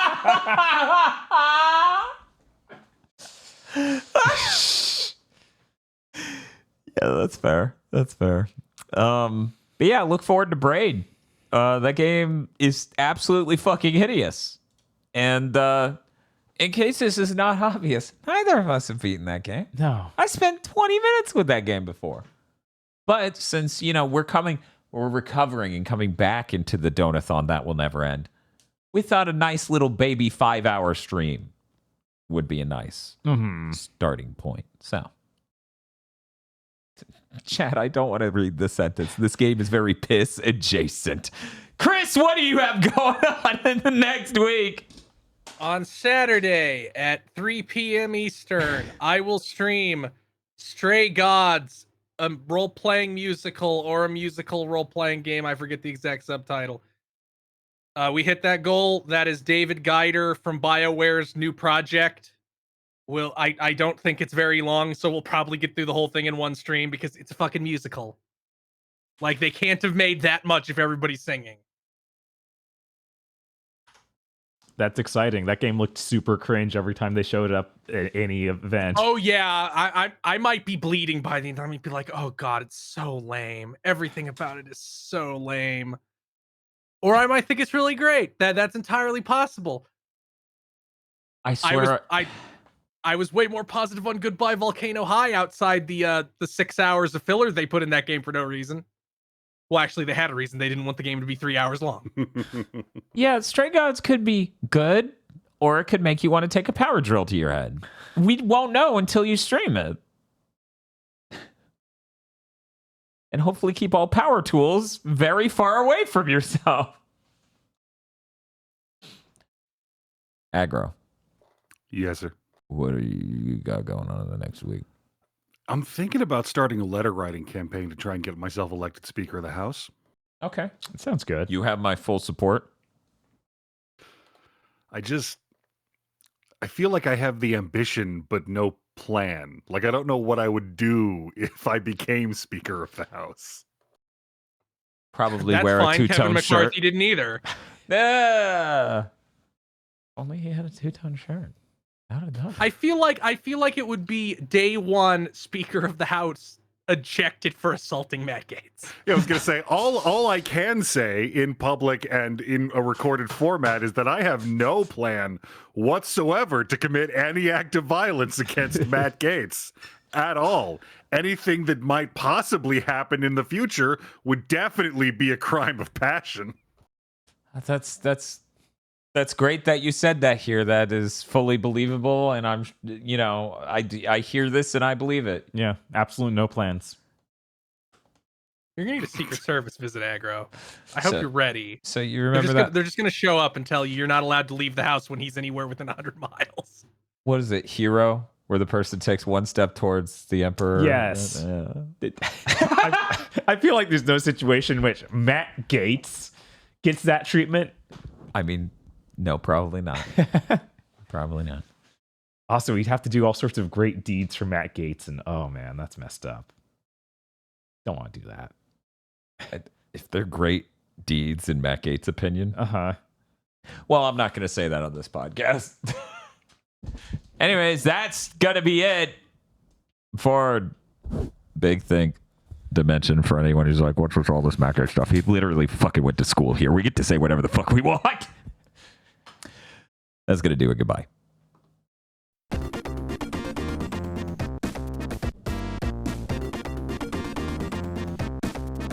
Bob.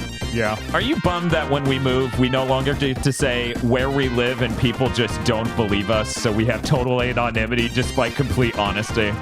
Yeah, that'll sink. We can just pretend we're still in myself. Where'd you guys move? Ocean Town. Thank you very much for listening to this episode of Big Think Dimension. Big Think Dimension is only possible because of you.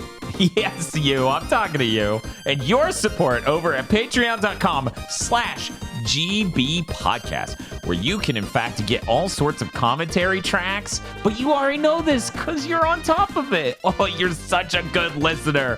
Thank you so much. Oh, he's a good boy. He's a good boy.